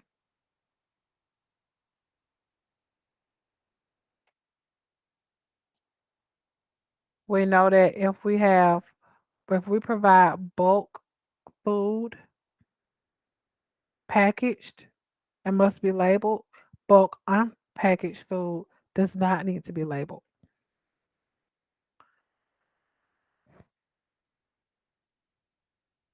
We know if we're serving food off site that we need to have our food containers, labels, delivery vehicle, internal temperature, utilities, and storage up to par. We know if we have a vending machine that it must have TCS foods at 41 degrees or lower. And we must wash, prep, and wash fresh fruit and food with edible peels before putting it in a machine. We must discard of the food immediately and make sure we're abiding by the 7-day rule. We have a food management system in place. We understand the FDA recommends having a HACCP plan, a SOP, manager supervision, and training programs. We know the 6 ways and the 6 steps to create this program.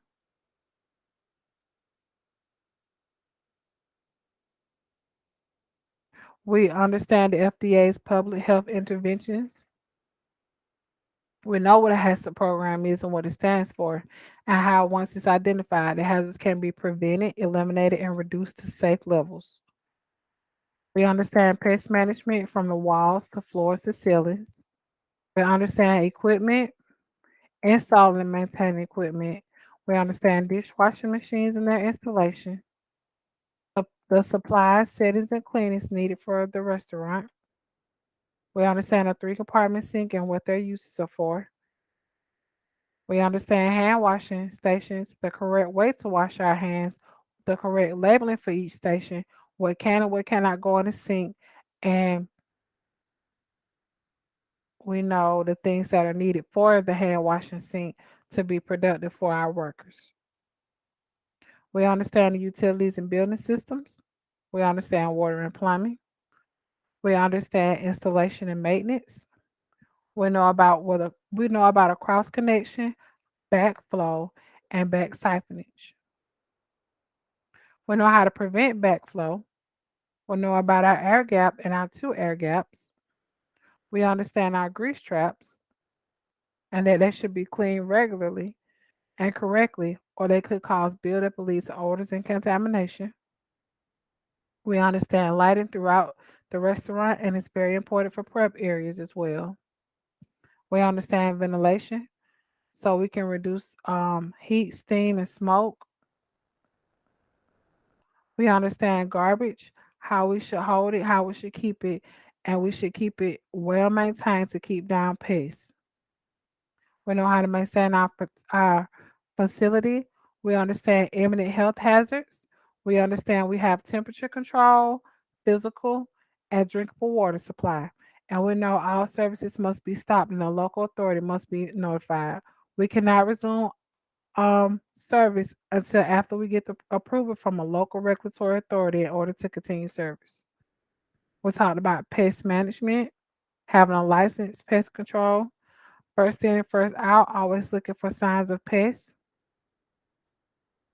We understand cleaning and sanitizing, the correct way to clean and sanitize. We understand sanitizing methods and how the water must be a certain temperature. We know the most common chemical sanitizers are chlorine, iodine, and also known as quaternary, quaternary ammonium compounds. We know about sanitizer effectiveness. We understand that we need to maintain the right pH, concentration matters, hard water matters.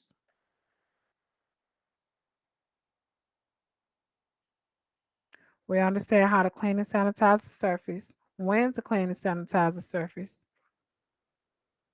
how to clean and sanitize stationary equipment, in place equipment, cleaning and sanitizing our dishwasher, making sure we're checking our water regularly, how to use a 3-compartment sink correctly, and how to maintain it, how to store utensils, tableware, and equipment. We know how to clean and sanitize an operation. We know how to clean and sanitize non food contact surfaces, cleaning up behind people who get sick, vomit, or diarrhea, using and storing our chemical tools and supplies, how to keep our storage areas and what to store in storage areas. We know how to use food service chemicals, how to store them and where not to store them. We understand the storage of those chemicals. We understand the labels for those chemicals, and common examples include sanitizer, degreaser, and window cleaner are the only common cleaners that can have a common name on them. Everything else must have the manufacturer's label. We know how to develop a cleaning program with a master cleaning schedule. We know how to train our staff and monitor the program to make sure it works. This completes your Elite Food Safety and Training course. Please see your proctor for testing.